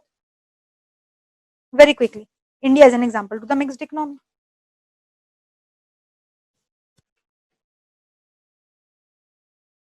Learn कर लो. So this completes your three types of economy. Is very easy: capitalistic, socialistic and mixed. एक बार फटाफट revision कर लो. अच्छा, economic cycle जो है हम लोग डिटेल में ऑलरेडी पढ़े हैं ना, बूम रिसेशन, ये सब के बारे में, slow down recession in the last chapter of the business cycle. तो आप वहां लिखोगे refer business cycle chapter that you have discussed in the last class, refer business cycle for that. खाली एक पॉइंट लर्न करोगे, मैंने बताया था बूम में नेशनल आउटपुट ग्रो होता है, उसका ग्रोथ रेट कितना परसेंट है? 2.5%, दैट्स इट। और सब कुछ बढ़ता है, मैंने बोला था ना, टैक्स, एम्प्लॉयमेंट, प्रॉफिट। तो आप रेफर बिजनेस साइकिल भी कर सकते हो, रीडिंग भी करोगे, क्योंकि हम लोग पूरा डेप्थ में डिस्कस किए इकोनॉमिक साइकिल पे चैप्टर। तो आप फटाफट तीनों इकोनॉमीज को आप एक बार रिवाइज कर लो, so that we can continue with the power point presentation. Start with the power point presentation. PM मतलब price mechanism, repeating it again, फटाफट एक बार देख लो। चलो, Tony Stark, yes you need to learn all the point. एक तो आप नाम ऐसा रखे हो टोनी स्टार्क, आपका एक्चुअल नेम है क्या बाय द वे? गजब गजब का नाम रखते हो। बॉलीवुड एक्टर हो, हॉलीवुड एक्टर हो, क्या हो? हॉलीवुड में जाना है? Rishabh, all right. Tony Stark. आज पता है प्रेजेंटेशन में मैं आपको एक हीरो का भी फोटो दिखाऊंगी, एक हीरो और हीरोइन का भी। मतलब प्रेजेंटेशन बनाया गया है आपका सारा क्या बोले, आपका सारा टेस्ट एंड प्रेफरेंसेस को ध्यान में रख के, ताकि आप लोग को अच्छा लगे, मजा आए प्रेजेंटेशन देखने में। अच्छा, एक अर्जुन ने नाम रखा है, वो बोल रहा है मेरा रियल नेम अर्जुन नहीं है। आई वॉज थिंकिंग अर्जुन तो हो ही सकता है रियल नेम, टोनी स्टार्क तो समझ में आ रहा है, तो फिर कुछ और अच्छा नाम रख लेते, ऋतिक रोशन रख लेते, अर्जुन ही क्यों रखे? करण अर्जुन के अर्जुन क्या? हाँ अर्जुन।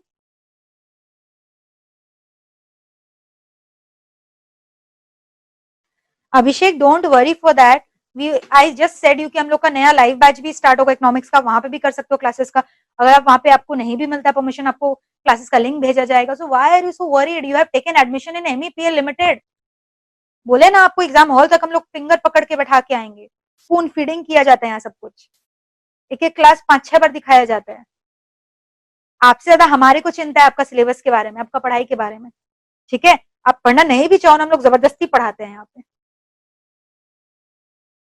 हो जाएगा बैकअप, बैकअप के लिए वेट करो।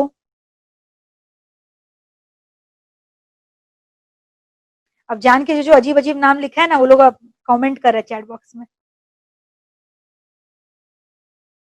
क्रिस इवेंस, साउंड्स इंटरेस्टिंग, अच्छा नाम है। अच्छा, आप लोगों को मेरा नाम तो पता है ना?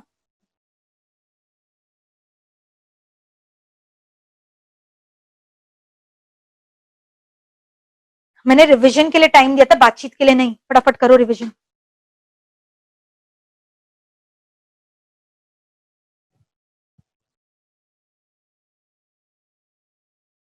रिजल्ट मिल जाएगा Raunak. Just know in the beginning of the class I have said कि I am waiting for the other students to submit the paper so that I can check all the papers together. Prachi, मेरा birthday जान के क्या करोगे? आज ही है मेरा birthday, करो क्या करना है। Prachi is asking me when is your birthday. अरे नहीं है भाई मेरा आज birthday. Today is not my birthday, don't start wishing मी। मेरा बर्थडे नहीं है आज। Stop wishing me, it's really not my birthday. एक स्टूडेंट ने पूछा मैम आपका बर्थडे कब आता है? यूएसए का economics capitalistic economy, it's a rich country. Thank you Raunak ma'am, आपका टीचिंग स्टाइल बहुत अच्छा है। अच्छा बाय द वे मेरा बर्थडे चला गया आके। I was also willing to celebrate my birthday with you people, but delay हो गया ना क्लासेस स्टार्ट होने में। It was on 5th of April. Mohit sir के संग बर्थडे सेलिब्रेट किए कि नहीं किए आप लोग? 14th of June was his birthday, just 4-5 दिन पहले।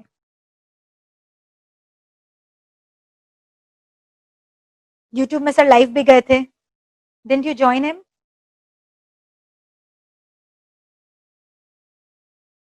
Very good Sakshi. अरे हाँ बिल्कुल मिलेगा answers. Why are you asking the same question? Eco का आंसर कब मिलेगा? मतलब समझ में नहीं आ रहा, ग्रीक बोल रहे हैं क्या? अभी तो बोले सारा टेस्ट हो जाने तो एक संग दे देंगे पेपर चेक करके। चलो रिवीजन हो गया तीनों इकोनॉमिक्स का, आगे बढ़े हम लोग। चलो thank you Shraddha ma'am, you are amazing. अभी और अमेजिंग मेरे को बोलोगे जब आप ये पीपीटी प्रेजेंटेशन देखोगे। तो do you need time for the revision? अच्छा हम एक दो क्वेश्चन रैंडमली पूछ ले क्या, क्योंकि पीपीटी से तो पूरा रिविजन होने वाला है चैप्टर का। एक दो क्वेश्चन रैंडमली बोलोगे। Who is the father of economics? Very quickly, rapid fire round is getting started. Who is the father of economics? Very quickly, who is the father of economics? Who is the father of economics? Excellent, Adam Smith. Next question, nature and significance of economics किसने लिखा था? Book का नाम है nature and significance of economics, ये book का नाम किसने लिखा था?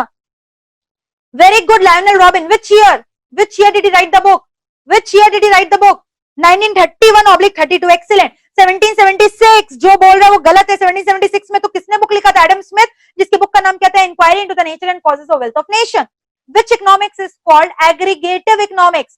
Which branch of economics is called aggregative economics? Which branch of economics is called aggregative economics? Tell me first. Macro, excellent. Which branch of economics deals with the problem of resource allocation? Resource allocation word. Resource allocation. Micro, excellent. Confuse मत बोलना, resource allocation है तो macro होगा, नहीं वो micro है। ये सब जवाब दे पा रहे हो मतलब आपको पूरा लर्न हो गया है। Who defined the word business economics? Who defined the word business economics? Who defined the word business economics? Joel dean, excellent, Joel dean. Economics positive science है, नॉर्मेटिव साइंस है, दोनों है। अलग अलग इकोनॉमिक्स ने अलग अलग बात बोला। किसने बोला इकोनॉमिक्स पॉजिटिव साइंस है? Positive science was propogated by which economist? Tell me the name. Robbins, excellent. Normative किसने बोला? Marshall and Pigou. Normative science by the way है क्या? What economy is and what it ought to be. What economy is and what it ought to be, what should be the things. ठीक है। Next, economic science है कि art है? फटाफट बताओ, economic science है कि आर्ट है? Economic science, both. Very good. Is it a pure science कि it is a social science? Pure है कि सोशल साइंस है? बोलो, प्योर साइंस है कि सोशल? सोशल साइंस है। क्यों? क्योंकि वो किससे डील करता है? कॉम्प्लेक्स ह्यूमन बिहेवियर से। इकोनॉमिक्स को इंटरडिसिप्लिनरी क्यों बोला गया? क्योंकि it has hired its concept from many subjects. ठीक है। कौन सा ऐसा इकोनॉमी है जहां पे गवर्नमेंट का इंटरवेंशन बिल्कुल भी नहीं है, जिसको हम लोग लेज़र-फेयर इकोनॉमी भी बोलते हैं? Laissez faire economy, no intervention, no interference of government, capitalistic economy, excellent. ऐसा कौन सा इकोनॉमी है जहां पे प्राइवेट सेक्टर भी है, पब्लिक सेक्टर भी है, दोनों जन साथ में काम करते हैं?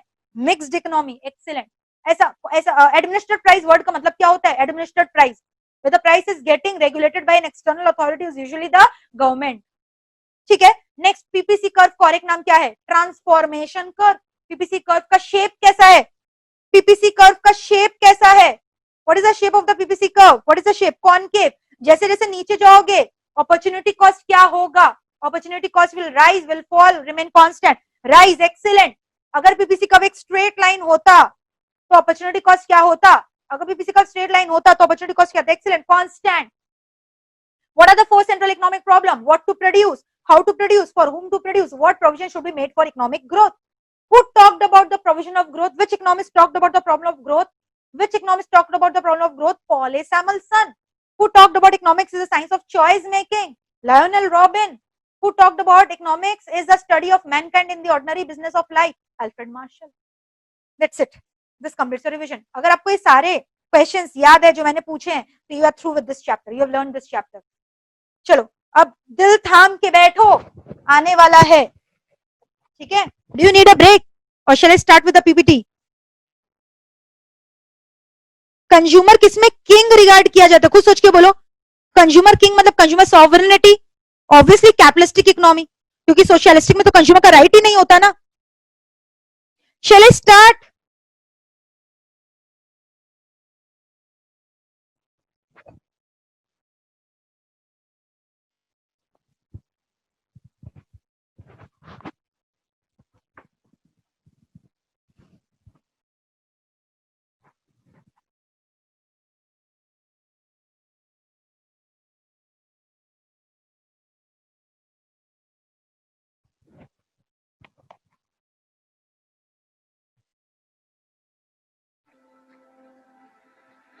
Trovato l'invasor, un partigiano, porta mi via. Vela ciao, vela ciao, vela ciao, ciao, ciao, partigiano, portami via. Io mi sento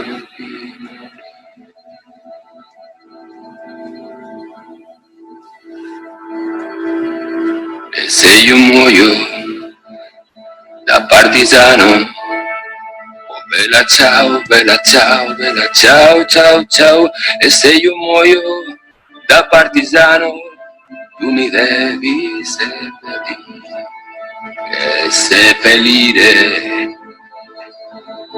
la sua montagna. Bella ciao, bella ciao, bella ciao, ciao, ciao, e seppellire la sua montagna sotto l'ombra di un bel fiore.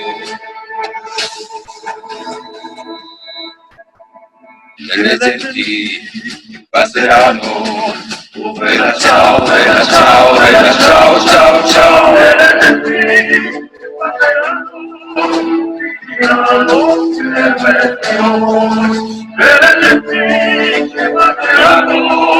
mi diranno che bel fiore.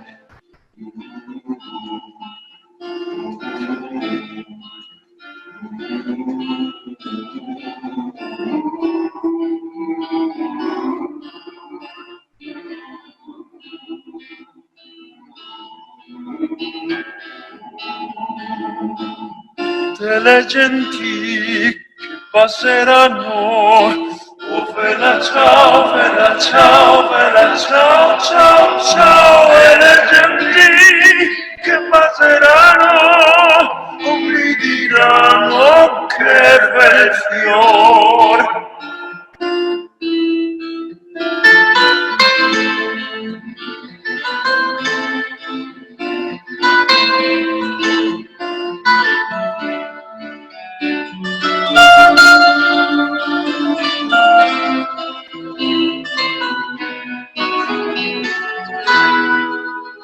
Questo è il fiore del partigiano, oh bella ciao, bella ciao, bella ciao, ciao, ciao, questo è il fiore del partigiano, morto per la libertà.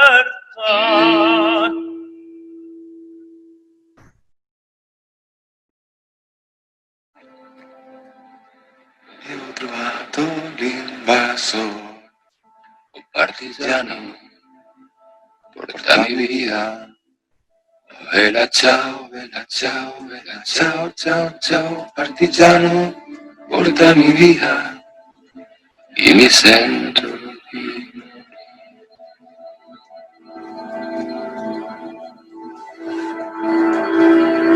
E se io muoio da partigiano, oh bella ciao, bella ciao, bella ciao, ciao, ciao, e se io muoio Da partigiano tu mi devi seppellire, seppellire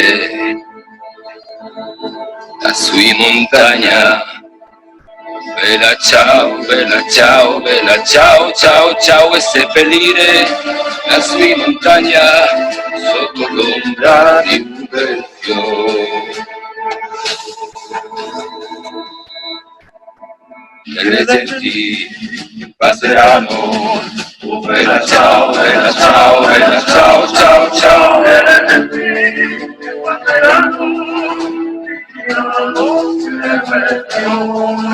delle genti che passeranno, mi diranno che bel fiore.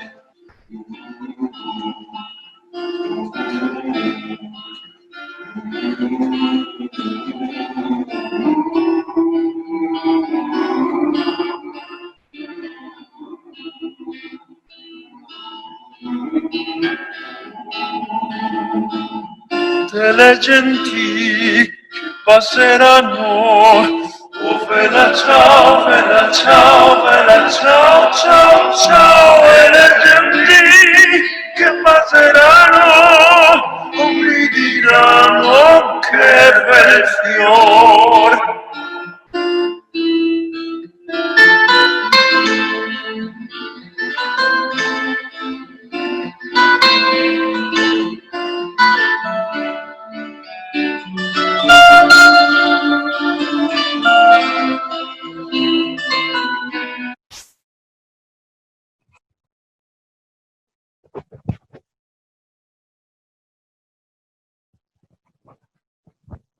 कैसा लगा song? कैसा लगा? ये वाला image कैसा लगा? तो इतना इंटरेस्टिंग पावर पॉइंट मैंने इसीलिए बहुत मेहनत से इसको ड्राफ्ट किया ताकि आप लोग का इस चैप्टर में भी इंटरेस्ट बना रहे। जब भी ये चैप्टर सोचोगे मजा आएगा पढ़ने में, याद आ जाएगा वाला सॉन्ग का। You do understand the meaning of this song? Yes Pulkit, absolutely correct. मेरे को लगा भी था ये आप लोग का one of your favourite song होगा, इसलिए I have selected this song. It talks about your power of resistance. कुछ भी आ जाए हमको करके दिखाना है। Whenever you're going to hear this song, it enrages your spirit high. Yes, अक्षित।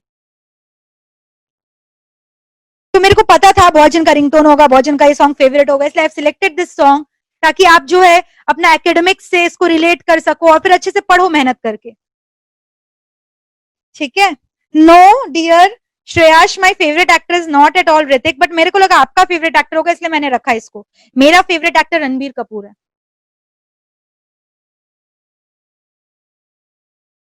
और मेरी फेवरेट एक्ट्रेस भी नहीं है कटरीना कैफ, सॉरी।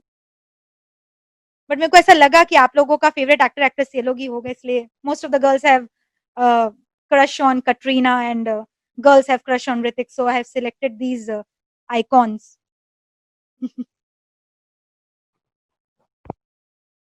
मोहित सर का फेवरेट एक्टर शाहरुख खान है, केशव।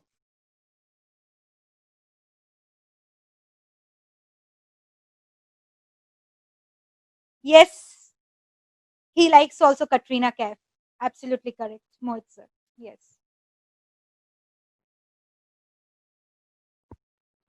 चलो पहले मेरे को बताओ वीडियो कैसा लगा? अच्छा लगा? रिवीजन हो गया फुल प्रूफ? अच्छे से रिवीजन हुआ? अब ये चैप्टर को आप डिसलाइक नहीं करोगे। ये चैप्टर पता बहुत ही थ्योरेटिकल, आप मैथ खोलोगे ना आपको एकदम मन करेगा सो जाए इस मैथ को देखकर, इंस्टीट्यूट का मैथ खोलोगे तो। सबसे पहले मैंने इसके लिए कॉन्साइज नोट्स अच्छे से प्रिपेयर किया, जो जिससे हम लोग पढ़े हैं, खाली उसी को एग्जाम में पढ़ के जाओगे कवर हो जाएगा। फिर ये पीपीटी इसलिए सिलेक्ट किया ताकि क्योंकि we are taking online classes, I can not see your reaction, although I am seeing it, but उतना full proven facts I can not see ना, तो इसलिए इन ऑर्डर टू एंश्योर कि आप लोग के अच्छे से चैप्टर दिमाग में जाए, गहराई तक इम्पैक्ट क्रिएट करे and you are able to learn it and grab this chapter, I have created this presentation for you.